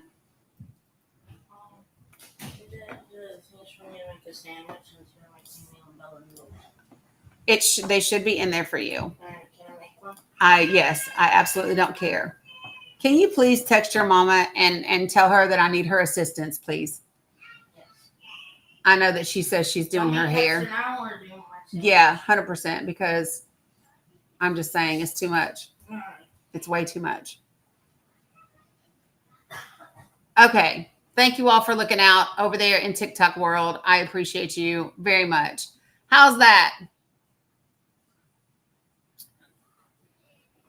Okay. There we go. All right. So, all right. That's better, right? Sweet. Okay. Perfect. Y'all may be wearing me out sometimes. So he has 5 lawyers representing him. So in a court sketch from jury selection last week, Diddy was seen hugging Brian Steele, which is the defense's most recent addition. He represented rapper Young Thug in Georgia recently. Yeah, I fixed it, right? On the other side, there are 8 members of the prosecution, including Maureen Ryan Comey.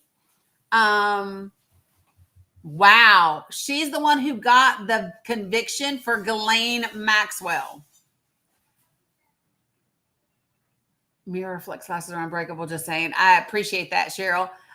So one of the people that is the prosecution is the person who secured the conviction against Ghislaine Maxwell. So I love that for us, to be quite frank.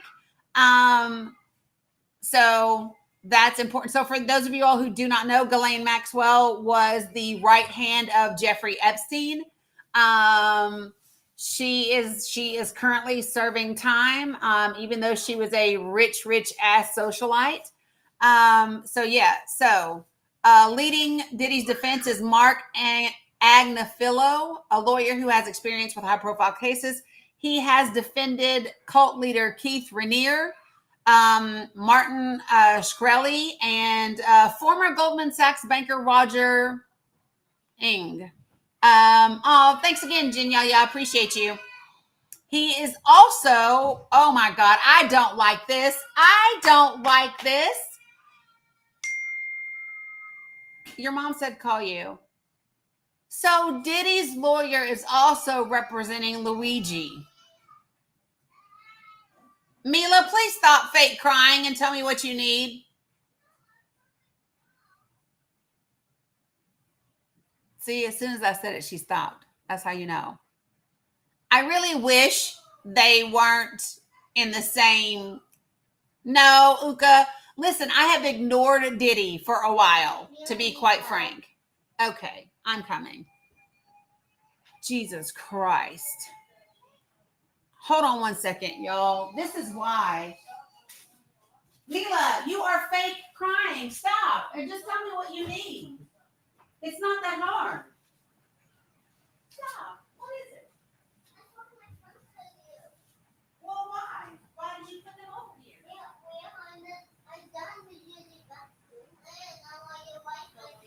Well, I can do that, but there's no need for you to fake cry, right? Okay, thank you. Like, fake crying doesn't help, does it? Here, get in. Come on. Fake crying does not help at all. Yeah. Here.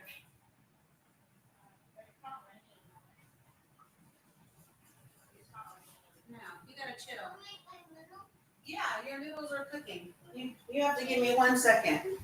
Can somebody come on the panel real quick just so I can get her noodles? Holy Jesus.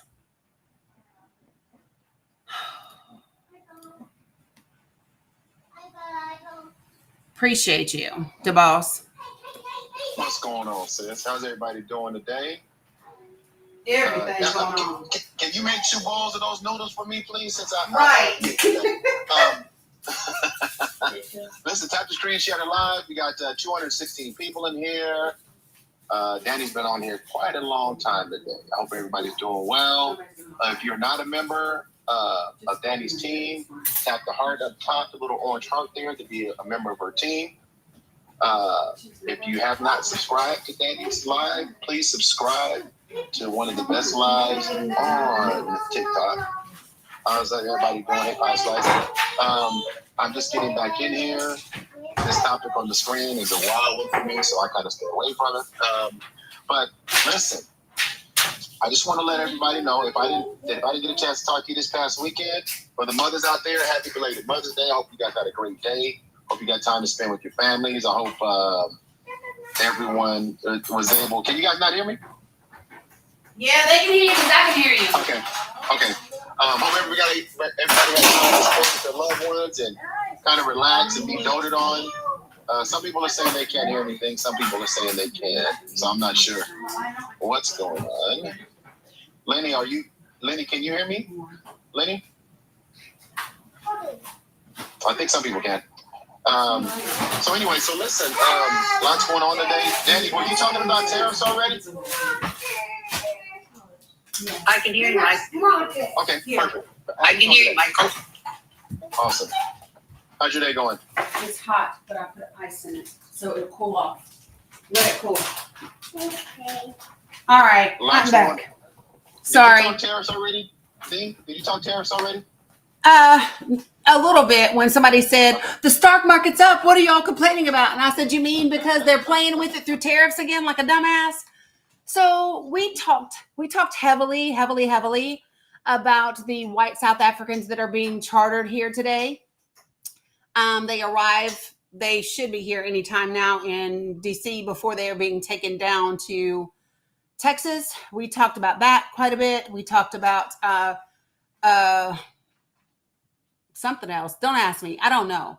And then we talked about elections a little bit. Jen Yaya is a write-in for a school board, and now I'm talking about this fool right here, Diddy. So. Yeah, the Diddy topic. Yeah, I'm gonna let you talk about that. Anyway. Yeah. Yeah. Well, congrats for Jen Yaya. That's good news. Yes, very much so. Very much so. Very, very happy about that. So apparently she's running as a write-in, which works for me. The great thing is she's in rural PA, right? When you are running in a small town, like in rural places, had a great guest. I don't even know who my guest has been today. Oh, that is, you are being facetious, Rylene. You are being facetious because he was an asshole. Yes, baby. Don't say not funny. Okay, well, he might think it's not funny. His name is Rob. And yeah, it took me a minute because I was like, what great guest? And I was thinking, no, Marcia was like on Buddha Man.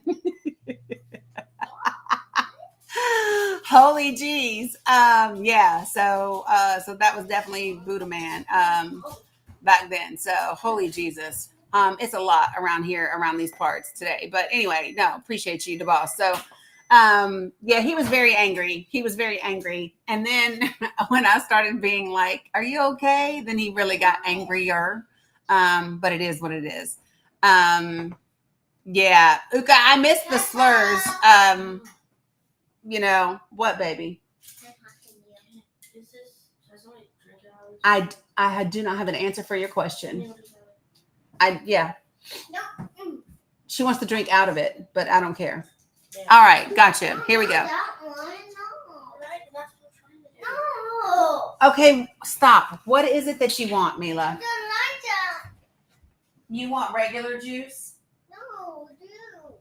Yeah, she doesn't want Gatorade. She wants juice. That's what she's saying. I know. Don't worry about it, Dominic. Mila.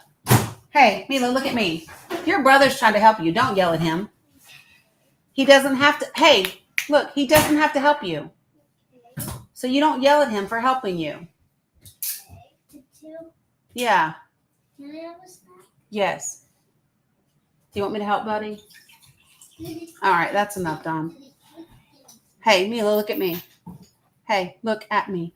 If you yell at him again, you're going to go in timeout. Because Dominic is too nice to you. You don't yell at him. Tell him you're sorry. I don't. Okay. Hear me. What? Don't hear me. He did hear you. He's just frustrated because you were yelling at him when he was helping you. It's not nice. She yoked it down. Yeah, because he's had enough of you today already. Can I have some? I gave them to you already. They're in a cup right by your brother's stool.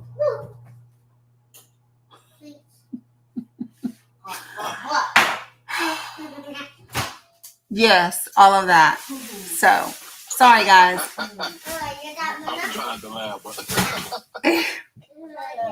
So here's the thing. He is a Sag and just super kind and helpful and all the things, especially when he knows I'm working. She is a fire sign Aquarius all damn day. And then Bella is a Leo. I have tons of fun in here with my Taurus self. Oh, damn, you got a whoa. Yes. You got all that going on there one time? I'm going to try resetting it. Say what? No, I left it for I said, you got all that going on? That's a chaos gumbo with the menu right there. Okay, well, open the door. Bella, I can try to see if it's going to work. I may have to reset it. Yeah. So it's a lot. Yeah. Okay. All right. So, yes, that is true, Sandy. 100%. Okay. So what I was saying is Diddy and Leo, my daughters are a Libra and a Pisces. Oh, air some. That's right, Mama Dukes. Yeah, my daughters are, she just got her noodles. Like literally, that's what I told Dawn to tell you. She just got them. So, Sandy. Okay.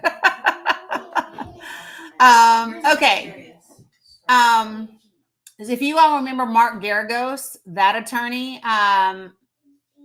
Tenny Garagos is his daughter, and she's also on Diddy's legal team, right? Yes. They were all over there on the couch. I don't see anything.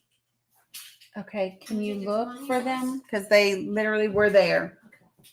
Well, I don't see any heels, but I can find the codes.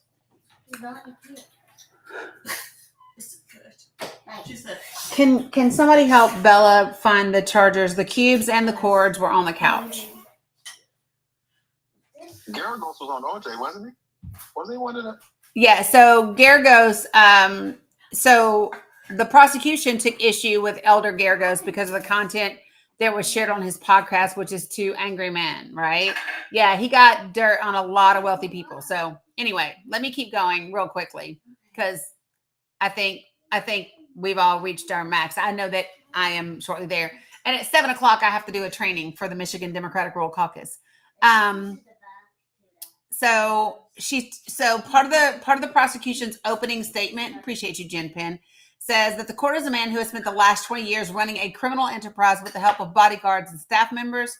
Cassie is mentioned, which doesn't surprise me. So in the opening statement, they talk about when Diddy found out that Cassie was seeing another man, how he broke into that man's house searching for Cassie. The court hears that Diddy, quote unquote, beat her brutally, which he did. The prosecution then claims that he forced Cassie to have relations with male escorts and then blackmailed her with footage of those encounters. The court also hears that he used his business empire to commit and cover up a host of pharmaceutical and SMEX crimes. The opening statement was 30 minutes long. Let me repeat that. The opening statement was 30 minutes long.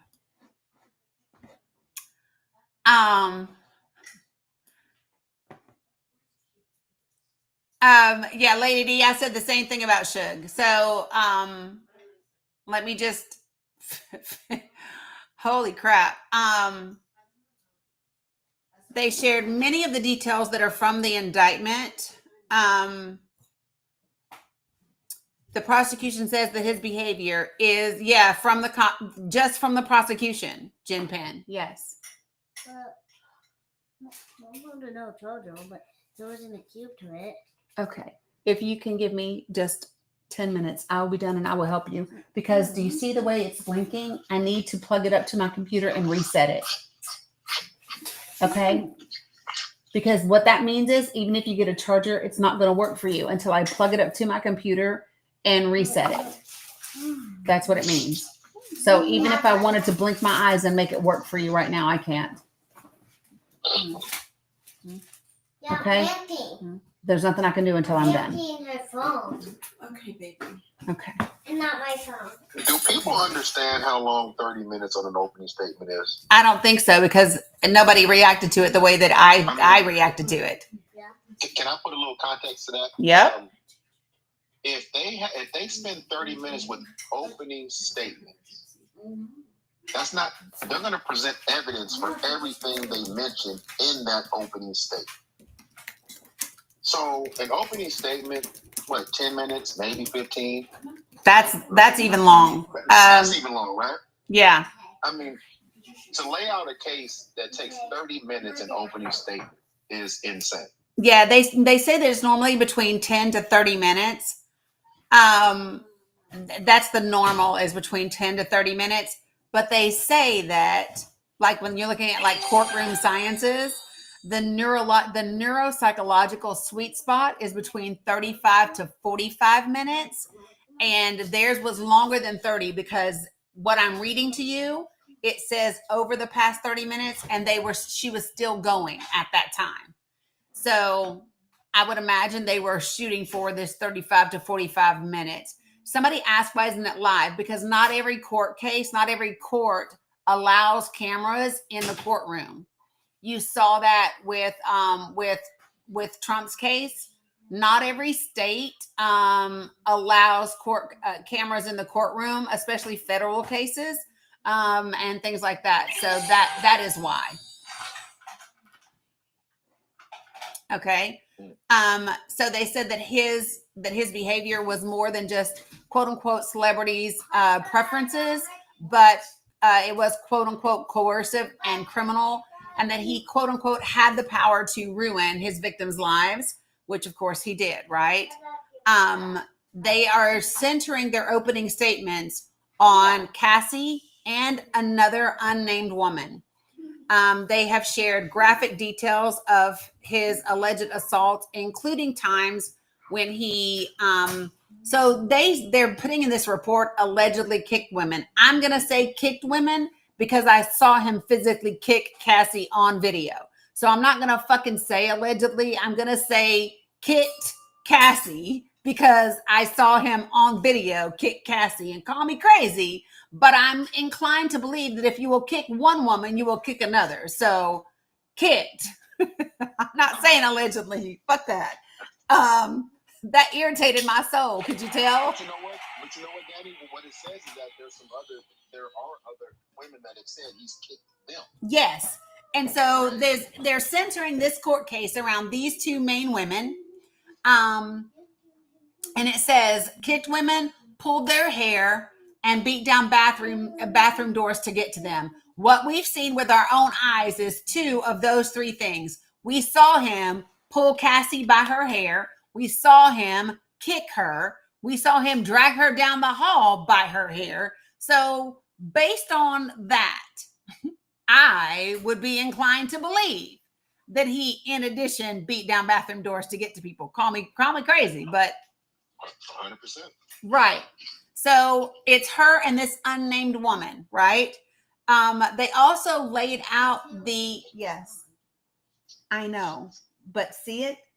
That's what I'm telling you it's doing. So if you will let me reset it, I will do that for you. Okay?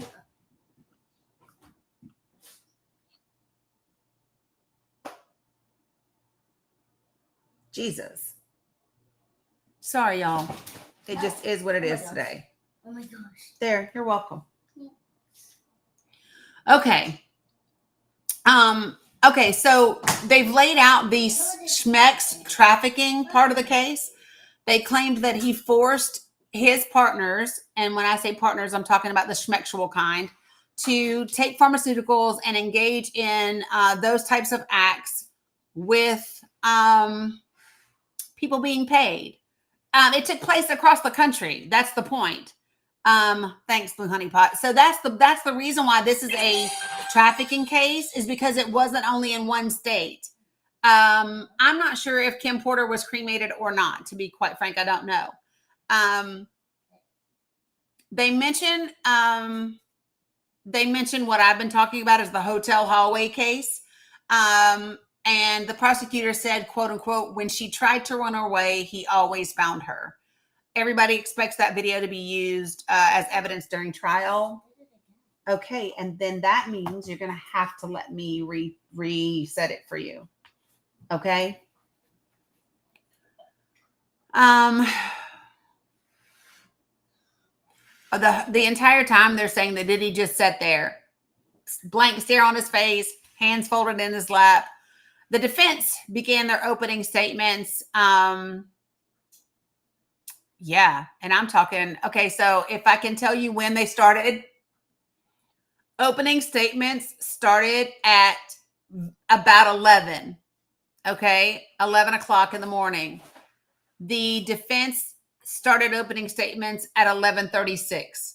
So that 35-minute mark, 40 minute mark is the time. Oh, 100%, Stacey. That's what they were aiming for, and that's what they hit. So Tenny Garagos is giving the opening statement.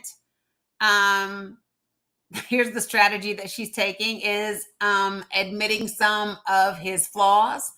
They said, yes, he's angry and violent, and that the allegations against him amount to domestic violence, but that's it. They don't amount to racketeering. They don't amount to Schmeck's trafficking. That's her claims.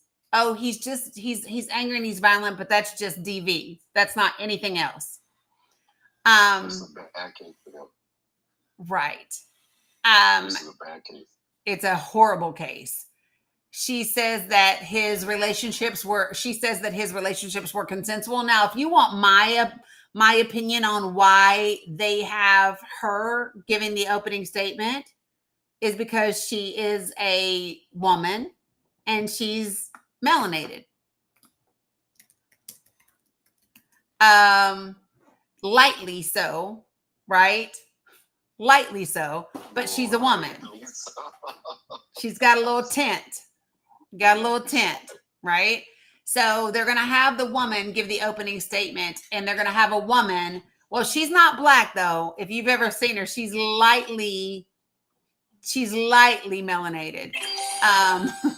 When I say that. But anyway, yeah. That's a weak. That tells you that's all they have to defend any of this. This Yes. is not going to turn out well for him.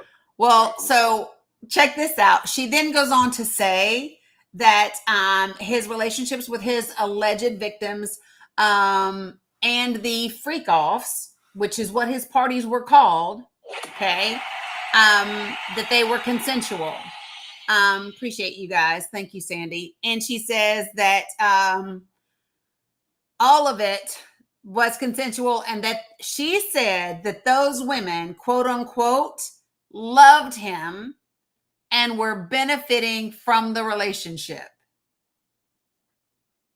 Fucking A. I don't know that that's a smart thing to do, but that's what she says. She said that those relationships were consensual and that they, quote unquote, loved him and were benefiting from the relationship. She tells this New York jury about his roots in New York, emphasizing that he's from Harlem and that he came from nothing. They finished their opening statements at 12:06, so roughly 35 minutes later. They argue that he has committed DV, but not trafficking. They argue that he has a quote unquote swingers lifestyle and had quote unquote consensual threesomes by adults. Now, that should make everybody that is a swinger really angry, because that is not what he did, and freak-offs is not what a swinger lifestyle is. Not the same. They are not the same things at all. So listen. Oh, I hate this shit's gonna make me angry. They are victim blaming. Let me just tell you this. They are victim blaming. They said that the women who accused Combs of assault were quote unquote capable, strong women who made a choice to stay with him. Quote, with each person, they are all getting something, end quote. Do we know the makeup of the jury? Yeah. Give me 1 second. I think we do. Give me 1 second and I will tell you. Holy shit. This is not a smart strategy to me. I don't think they have anything else. I know they don't, but here's my thing, right? I think every attorney knows that victim blaming is very risky and that you can only do it, A, if you don't have shit else, or B, if you think you can get away with it, right? Let me see the makeup. Do I have YouTubers and Facebookers still here? No one seemed to complain. Surprise result like OJ. Those partners sound Semitic. Selective kickers become superstars better. What are okay, so you are a so you appear to be a YouTube troll who's just disgusting. So since no one else appears to be in the chat except you, I'm going to end on the Facebook and YouTube side of thing. Come on over to TikTok if you want to finish listening to my take on the court. And I'm just going to leave Toto here playing by himself on YouTube. Okay. See you guys later. Thank you all for the birthday wishes.